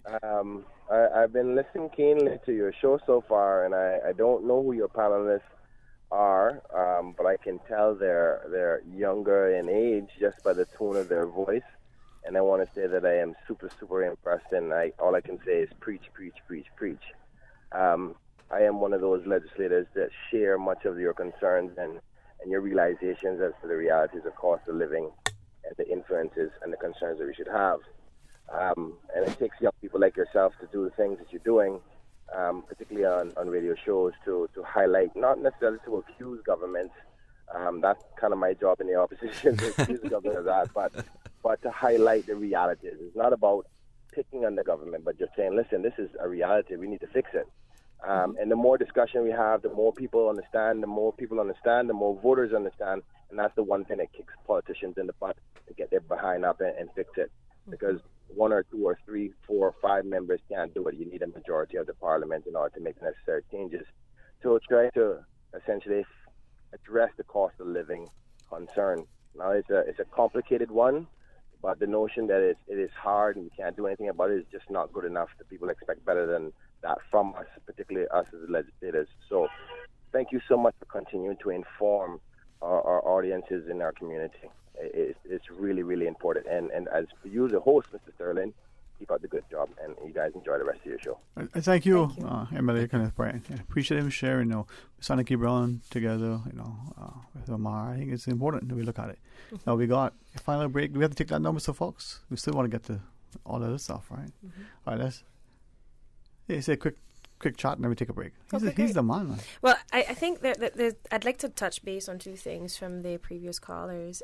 First of all, there was the caller before, Mr. Brian, spoke to their public education having been for a very long time a private burden, right, or a private responsibility. And one of the things that I think we acknowledge as an industry is that we have expertise in our field that does not necessarily exist in the public sector to the extent that it does across the entire industry. And we have taken it upon ourselves to be active citizens in a country that has done so much for us. And I mean, Lamar and I were discussing this earlier on. This is an industry that probably has a higher percentage of Caymanian participation than almost any other industry in Cayman. We were talking about this. The majority of your team were born and bred here. I don't have a single work permit on my team. These people are working every single day in the industry, in the Cayman Islands industry, healthcare industry, health insurance industry, to make sure that our people don't go bankrupt trying to take care of themselves. That's really our job. Our job is to prevent anybody from not being able to access health care and having to die because they don't have the money or having to go bankrupt in order to take care of themselves. That is why we wake up every morning and go and do what we're going to do. But it's also a very big part of why we consider it our responsibility to be part of the public education. I think the other point that caller particularly brought up was he used the word accountability. And I like that. We sat here and we've been talking about how, we're accountable to... We feel that we're accountable to help solve this problem. We take that burden on ourselves, and we are held because of our regulatory status. We are held to a high level of accountability, and I think the thing that resonated with me from that caller is that accountability needs to be shared across the board. And I can't say that enough. I want everyone to be in the conversation. I want everyone to be aware of the conversation. That's why we're grateful for the opportunity, and just like the last caller, to have these kind of discussions and to bring it forefront You know, let's not hide this information behind a rock, not hide this discussion behind a rock and hope it goes away. It's not going to go away. Yeah. You know, and I can sit here today, you asked me earlier, I can sit here today and say, I don't know what the solution is, but we're not going to have a solution if we don't come together and start talking about it. It needs to be a discussion before we get a resolution. Huh? Absolutely. Yeah. And you know, another point that was made by that caller was very important to restate, because, you know, the previous caller that spoke to being able to get less expensive health insurance somewhere else, one of the things that Cayman has been very, very intentional about in the creation of our healthcare law is to make sure that our health insurance plans are sufficient to keep people alive. Right? The standard health insurance contract is there to keep you alive. The second piece of that, and when I say that, there are plans out there all over the world where when you get into trouble, you find out that you don't have enough to sustain what you need to do to get to be able to move to the next stage of healthcare or even stay alive. The second thing is that every one of us, if we slip, the Health Insurance Commission will be in our office the next day. Complaints come in quickly. Complaints are handled very, very well. And one of the things you'll see is that we are very keen to make sure that we are on the right side of the Cayman Islands law, which is designed to protect the Cayman Islands population. So that is not something that a foreign company is necessarily going to be able to do or even interested in, particularly not on an individual basis. Right. But to the last caller, it would be, I think I'm not stepping out of turn, I think, by saying that we would love to be able to hear more from your colleagues more directly, you and your colleagues much more directly. This is an invitation to participate in what we see as a national discussion that we have taken upon ourselves to provide some solutions for. And we would love to have you as guests at our meetings where we can talk further about these things. So we can educate each other on our perspectives. And thank you very much for listening and also for reaching out. All right. With that, let's quickly pause for a final break. When we come back, we'll talk today.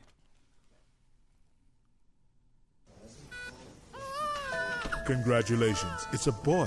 During the greatest events of your life, whether or not you have the right health insurance coverage should be the last thing on your mind. That's why at Fidelity Health, we are committed to helping you get matched with the right plan to suit you and your family. We offer a range of plans to suit your budget, plus access to a network of quality care throughout the Caribbean and the USA. You can relax and enjoy life's greatest moments when you are covered with Fidelity Health. Call us today at 949-7822 for a free quote.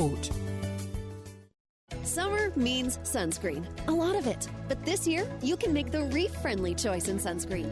At Healthcare Pharmacy in Governors Square and Grand Harbor, you can find Ocean Potion and Australian Gold Botanical Sunscreen. Ocean Potion is reef-friendly, oxybenzone-free, antioxidant-enriched, and contains no added parabens. Australian Gold is also phthalate-free, hypoallergenic, and was not tested on animals. So make the right choice in sunscreen this summer with Healthcare Pharmacy, Governors Square and Grand Harbor. Did you know that in the event of a hurricane, water designated for the purposes of drinking, cooking, and bathing must be disinfected before use? Water may be disinfected either by boiling or through the use of chlorine bleach. To disinfect through boiling, simply leave the water on the fire for 1 minute after it begins to boil. To disinfect with bleach, add 3 ounces of chlorine bleach to every 1,000 gallons of water. If you are not able to smell the bleach in the water after 30 minutes, then add half of the amount of bleach that was added during the initial application. Recheck the water after 15 minutes to ensure that there is a residual bleach smell. A residual bleach smell is an indicator that the water has been properly disinfected. For more post-hurricane safety tips, visit DEH website at deh.gov.ky. Hey Cayman, this is Caitlin Tyson, your Miss Cayman Islands Universe 2018. It's that time again, so come out and meet your favorite contestants at this year's sashing ceremony. Each of the ladies will have the chance to connect with you and share their personal stories featuring their sponsors. Friday, the 26th, starting at 6:30 p.m. at Grand Old House. Admission is free. We'll be unveiling all of this year's sponsors for the 2019 Miss Cayman Islands Universe contestants. Mix, mingle, and show your support for your district. We hope to see you there. Talk today.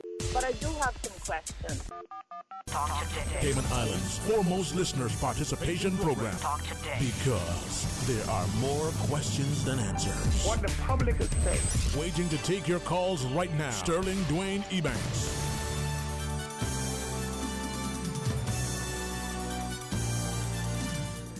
It's all right. Hey, good afternoon and welcome back. Thank you so much for joining us, Lamar Hayes, right? Haynes. Haynes? Yeah. Yep, Lamar Haynes. And Anarchy Brown? Yes, sir. Brown. You know what? Her father, her mother, her brother, they're listening and they say, you better be here. All right, let's go to the phones. Take a call. Good afternoon. Welcome. You're on Talk Today. Good afternoon, sir. Earlier on, one of your panelists made a comment about submissions made to the Health Insurance Commission for requesting increases in the standard premium, which is obviously for the standard health insurance contract, or as it's referred to. Is there any, does a submission just go into the Monetary Authority with a letter from the insurer saying, can this be done? Or is there any supporting documentation that is sent with it? And if so, what sort of expertise is in the Health Insurance Commission, or do they have available to them that they use or do not use in determining whether to allow or to disallow the request? And I will leave them to answer and hang up. Thank you. Thank you, sir. Thank you very much indeed. Okay, so first of all, just to clarify, the caller spoke around when we are looking for approval for an increase in premium. I think that's what we were speaking to. And actually, it's not SEMA that approves that. It is the Health Insurance Commission. Mm-hmm. So what will happen is, in order for you to make an application, these things only happen on the standard health insurance contract, because the standard health insurance contract is where the Health Insurance Commission has set a fee past which you cannot go without going through certain steps. So once we submit an application to the Health Insurance Commission, what is in that application is the health insurance application form of that individual. There's also the analysis that we have, that our actuaries, our internal actuaries have made, and our underwriters have made about how much we expect based on all of the multiple years of experience that we've had in this industry in the Cayman Islands, and based on the cost that we see coming in for this particular type of care, for this particular type of high-risk condition, how much we would expect and have to spend in claims for that year. Right? So that is something that we submit along with this application for an increase in premium. And I think Lamar spoke to this earlier on, where the standard health insurance fee is $2,000 for a year, right? Mm-hmm. And that's over 12 months. However, the average cost, the low end of what we can see based on what health insurers have paid out in a year, the low end of that is $2,600. So we are making a $600 loss on almost every, in theory, we're making a $600 loss on almost every person on the standard health insurance contract. Some of us are having that experience, some of us are not. It depends on the health of the population. However, this is kind of what it's looking like. At the moment, I think where the caller was really getting to was, how does the Health Insurance Commission make these decisions, and who inside the Health Insurance Commission makes these decisions? At this point in time, I really don't have an answer as to where their expertise is. I do know, however, that there are no actuaries at the Health Insurance Commission. From what I understand, they do have an external actuarial firm that they work with out of Canada, and that firm does a lot of the analysis. So they analyze the SHIC plan, they analyze the standard health insurance fees. I don't know whether or not they do this on an individual basis for these individual applications. But that's a very good question to ask the Health Insurance Commission. You had anything more? Do you have more insight on that? No. I had a thought a minute ago and I've lost it. So if it comes back, I'll bring it up. Yeah. It happens. You know what? You talk too much. No. You make good radio. No, you're fine. No, but this is, I think, this discussion, and I respect that respectfully, I understand that more people will start to weigh in and get from them a perspective. I hope so. Hopefully, and I did it consciously and deliberately, it wasn't maliciously. Said a few things, and I go back to them and I talk about personal and petty, and I talk about the political. Not the elected political, the other. Because if this discussion, and as experts, if I'm wrong, tell me, but if we don't get this right, and we don't contain costs all around. Mm-hmm. Yeah. We're looking at not the society that we think that we want, or that's. Yeah, and I think this is something that was covered by a lot of the callers today, particularly the ones who are voicing their discontent. You can hear the truth of what their experience is. Things are too expensive. Health insurance is one of those things. And one of the things that we're seeing is that, and we talked about this earlier on in the show and on break and so on, but where we're headed, if we don't find the brakes on some of this, whether it is, I don't know where the start of this is going to be for our entire country and our whole experience of the high cost of living, but we can see, where we're sat right now, we can see where we're headed with healthcare. Yeah. It is going to be impossible to cover the cost of healthcare if we don't get our hands around what that cost is and what is driving it up and start to deal with those factors. The other thing to consider too, though, is that this does not exist within a vacuum, and I think the last couple of callers have really been very clear in their sharing of their own experience as well as the political perspective that this is not the only thing that's going up. Everything is going up. The cost of living in Cayman has really significantly changed, and so has the landscape. When you look around Cayman, I mean, the Cayman that I remember as a little girl is gone. I mean, that there's no going back. It does not exist anymore. There are very few Casuarina Pines to remind me of the day that I cried all the way home because I had broken my fingernail. Those are memories that a lot of us are. And this is something I don't think we talk about enough. And this has nothing to do with health insurance. But please just forgive me for stepping in. Right? Do with it. Yeah.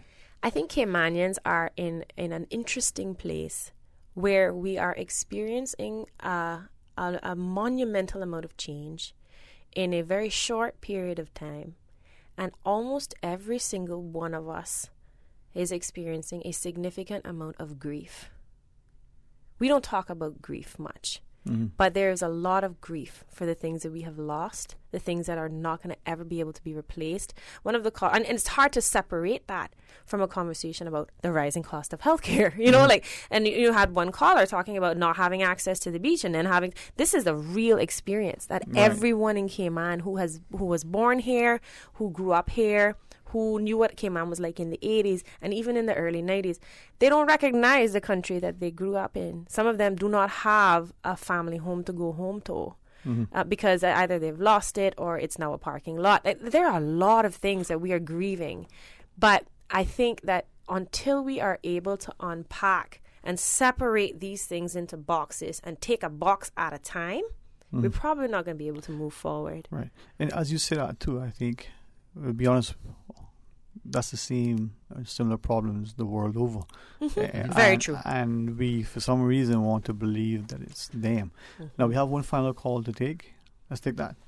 Good afternoon. Welcome. You're on Talk Today. Good afternoon, Dwayne. Hey, how are you, sir? Yeah, good afternoon to your guest. I'm fine. Afternoon. Good afternoon. I just want to say, we're discussing about the health insurance companies, and I think I want to say one thing, that those health insurance companies are robbing the people of this country. They are increasing their fees every year. They are asking to increase their fees. And in the end, in this country, the poor people being robbed every day, and those greedy health insurance companies need to provide service, and then they're making millions of dollars from the poor people, and they are just robbing those poor people and not providing good service for them. That's all what I want to say. All right. No, I couldn't hear all of it, but I got some of it. And again, I hope it's respectful. As bad as it is, it's your phone and not something deliberate. But hey, thanks for sharing. I believe he was sort of shared what the perception was by some, but you were quickly sort of addressed at the outset.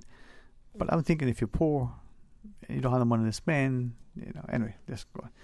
Is that okay? So I think we get the same call every time that we're on the show, and I'm just going to address it the same way that we have addressed it over and over again. I don't get up in the morning to go to work. and rob people. My intention and the intention of my entire team. I do for good a bit. Oh, sorry. My intention and that of my entire team, and I think I'd like to think of all of our competitors as well, and members of the Health Insurance Standing Committee, is to prevent people from going bankrupt in order to take care of themselves and their families. And you know, I think there's a lot that gets lost in the conversation when you're only focusing on the money. One of the things that keeps us in the game, can you imagine going to work at, say, and my average age of my team is probably like 28, right? There are a lot of young Caymanians in my team. Imagine going to work every single day and having that phone call every single day, knowing that as soon as you hang up, you have to get on the phone with a family who has a premature baby on the way and support them to find out where they can actually have that baby. Then they hang up and you're on the phone with somebody who is in a position where they're about to retire and they need to figure out how to get their health insurance coverage transferred from their current plan onto a retiree plan. And then they hang up and then they get onto into a conversation with somebody who has just lost their spouse because they have been overseas in treatment, and that we've spent $1.5 million on that individual's care, and then talking them through their grief, and then you hang up and then you get on the phone with another individual. So you understand, like, we are dealing with human beings, dealing with very, very real situations every single day. And we signed up for that. We also signed up for it knowing that we would be facing the kind of opposition that we face.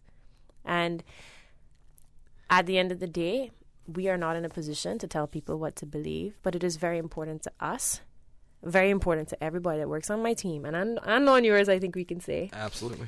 To really believe that we have a purpose in what we're doing every day.